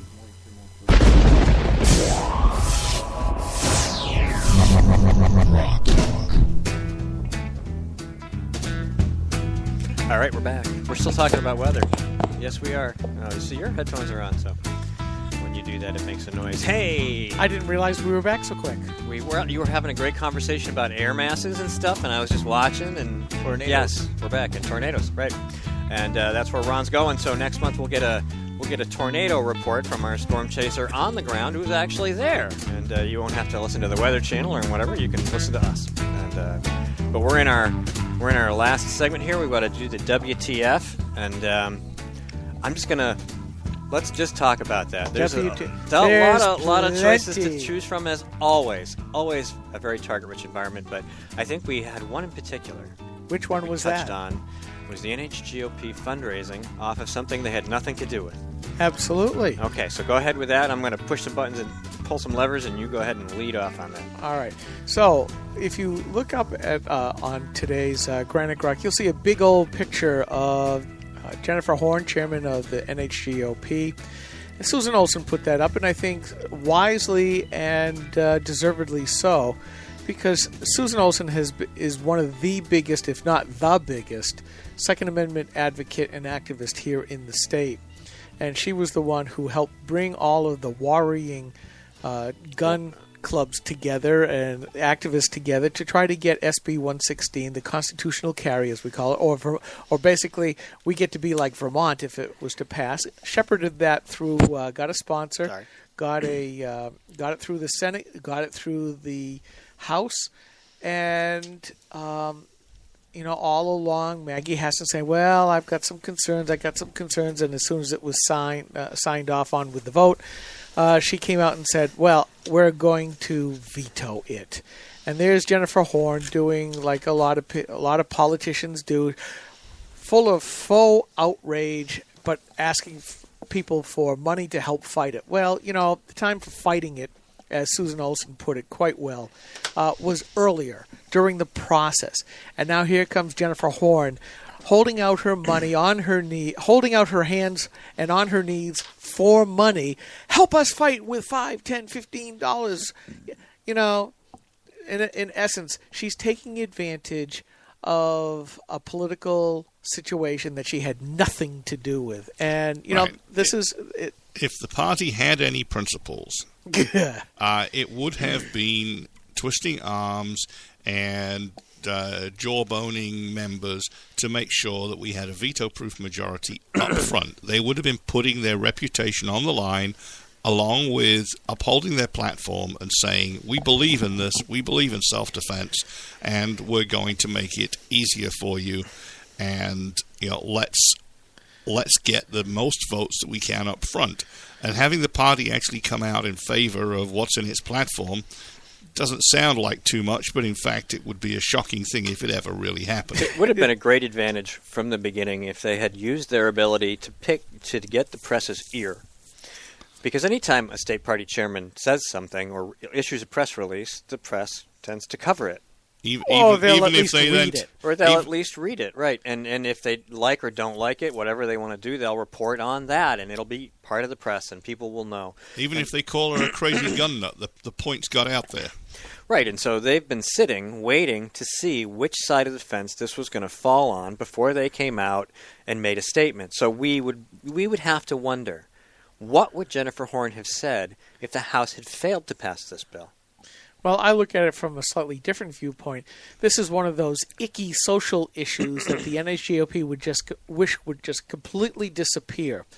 And we see that with Governor Pataki of New York as he's running his campaign ad, where he complains about, well, we shouldn't be talking about abortion or gay marriage anymore or anything of that kind of nature. And I'm going, no, culture drives politics. And just because the NHGOP wants to cede that position and just expect to vote on the fiscal issues, which, except for let's put it this way, after all the time the Democrats have been crashing on the Republicans up in the state capitol, the Republicans still passed, Max confirmed this, basically a budget that's about $400 or $500 billion more than last time. Million than last time. 6% larger than last. Yeah, $600 million. So where's the fiscal frugality that they're supposed to stand for? So they're going to raise the budget, raise the taxes, because you got to pay for this somehow, and they're getting rid of the social issues for which the Democrats keep pounding them on the head for. They've done a horrible job of messaging that. Yeah. Budget increase. But then you've got, Steve Dupree, who is the NHGOP committee man from New Hampshire to the Republican National Committee for abortion. You've got at a Planned Parenthood fundraiser, right? So here's somebody here's the party elite saying we don't want to dabble in these social issues. Well, here's one. Then there's Juliana Bergeron, the New Hampshire committee woman to the RNC, signing on at the Supreme Court amicus brief for gay marriage. It's like, why are these two acting completely counter to the platform? Open your eyes. Open your eyes. Yeah, Watch why us are they Republicans? Well, yeah. And then here's Jennifer Horn just taking advantage of a social issue that the GOP wants to get rid of. You keep wondering, why are we knocking ourselves out for Republicans? I think a lot of grassroots folks are going to start looking at this, and I do have to thank James Pindle of the Boston Globe for bringing up the Steve Dupree thing. And, they're trying to wave their hands saying, oh, it's no big deal. Oh, it's bipartisanship. No, it's not. If you're a high elected Republican official, you ought to at least disavow yourself, just like in the primaries, and say, I can't do this. But when you act contrary to the platform, then you wonder why we get so mad at you. And then, Steve, you have to wonder why me, a couple of cycles ago, just coming out of the stands, having done no campaigning at all, I got almost a full third of all the votes in a race against you, and I hadn't lifted a finger to do a thing. You think that would say something, but obviously not. Well, Skip's got a nice post from November 8th, 2013 about Steve Dupree bashing the Tea Party with regard to Medicaid expansion, so you can look that up on Granite Grok. I forgot about that. Right. Flat Earthers, Tea Partiers, and Ted Cruz fans wouldn't want to take that federal money. And let's praise Pindell when he's on the money here. Where he says in this short paragraph, for presidential candidates campaigning in the early voting states, the strategy is not as clean as appealing to social conservatives in Iowa and social libertarians in New Hampshire. That's because many New Hampshire Republicans are not happy with their national committee representatives. You don't say. No, we do say. Spot on, James. And yet they still got elected, and this isn't new. These people haven't changed their stripes. They were, Juliana Bergeron and Steve Dupree were these people before they were elected. You know, it just points up the dichotomy between the grassroots and the establishment Republicans, where it's been going on forever. And I think what they saw in this last election, and I'm going to toot the horn again, the top two races on the NHGOP ticket lost. And they're still not learning their lesson. Because they didn't stand for principles and platform, and neither did the party. In fact, the party embraced and encouraged these people to run against the party platform because they said, that's just yokels. You don't have to worry about those. Well, you do. If you want to have the full Republican coalition, all the voters on your side, you darn well need to support the whole party platform and act like a conservative. Yeah. Otherwise, I think you're going to see a time when people are just going to... Well, people have been walking away. I keep getting the emails. They're saying, due to the actions of the GOP here in New Hampshire, we're done. We're just totally done with it. I'm not all that certain that the NHGOP leadership cares. They're probably happy to see those people go. No, they're funded by the big ticket candidates coming through. They're not funded by the grassroots. All these appeals to grassroots givers are basically just a sham. It's not where the real money's at for the NHGOP. So who do we vote for Senate in 2016? We're not going to vote for Ayotte. Gun owners are not going to vote for Ayotte. They're not going to vote for Hassan. She's about to veto constitutional carry. We need a challenger from the right, and we need one soon, and we need one that is not going to take Washington money. Well, the problem is... It's really hard to run. It makes it extremely difficult to run. We've seen a lot of... Or for governor. A lot of governor. A lot of decent candidates that we know wouldn't go D.C. can't get the traction. They can't get their message out. Here we go, Citizens United. If you don't have the money, you can't get your message out. You can't get your free speech out there. And it just doesn't work. Who's going to run for governor from the Republican side? Bradley? Sununu's talking about Sununu, Chris Sununu? Who else?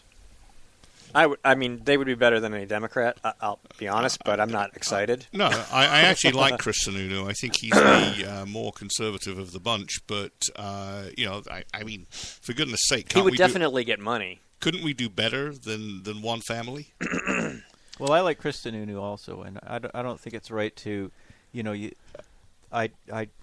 I judge each candidate by do not visit the sins of the father upon him. Exactly. So the reason I'm against Jeb Bush is not because of his Jeb Bush or Jeb Bradley or both. Jeb Bush is his support for Common Core and his support for big government and his support for illegal immigration amnesty, and everything else that he supported. He's pretty far to the left. He should be running as a Democrat. And you keep hearing the number that a lot of conservatives stayed home, and that's why Romney lost in the first place. Exactly. They did stay home. And you keep thinking, why isn't the GOP reaching out to these folks, or at least running candidates that appeal to these folks? Now, we've seen Ted Cruz. A lot of people like what he said. I certainly would put him in the top tier, and he's certainly showing it with his fundraising. Carly Fiorina is getting a lot of traction here in New Hampshire. She's running for vice president, probably. Well, who knows? Obviously nobody. When you've been a CEO of a top shelf company like she does, you don't want to play second fiddle no matter what.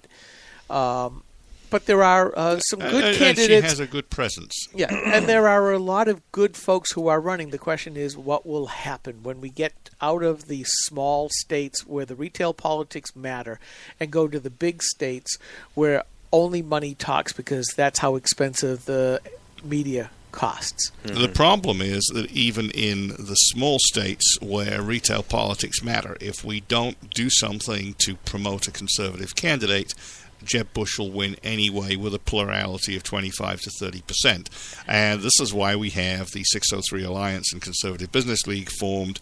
And isn't it ironic that Jennifer sent out a fundraiser this week trying to say she's the grassroots? No, party chairwoman. The party is not the grassroots. The grassroots know what they stand for. The party doesn't. When you don't stand for something, you'll fall for anything. All right. That's it. This is GrokTALK. We'll be back next week with, we have at least one national guest lined up, and I know that Greg Moore is going to be with us next week, and we'll talk to you later. Bye.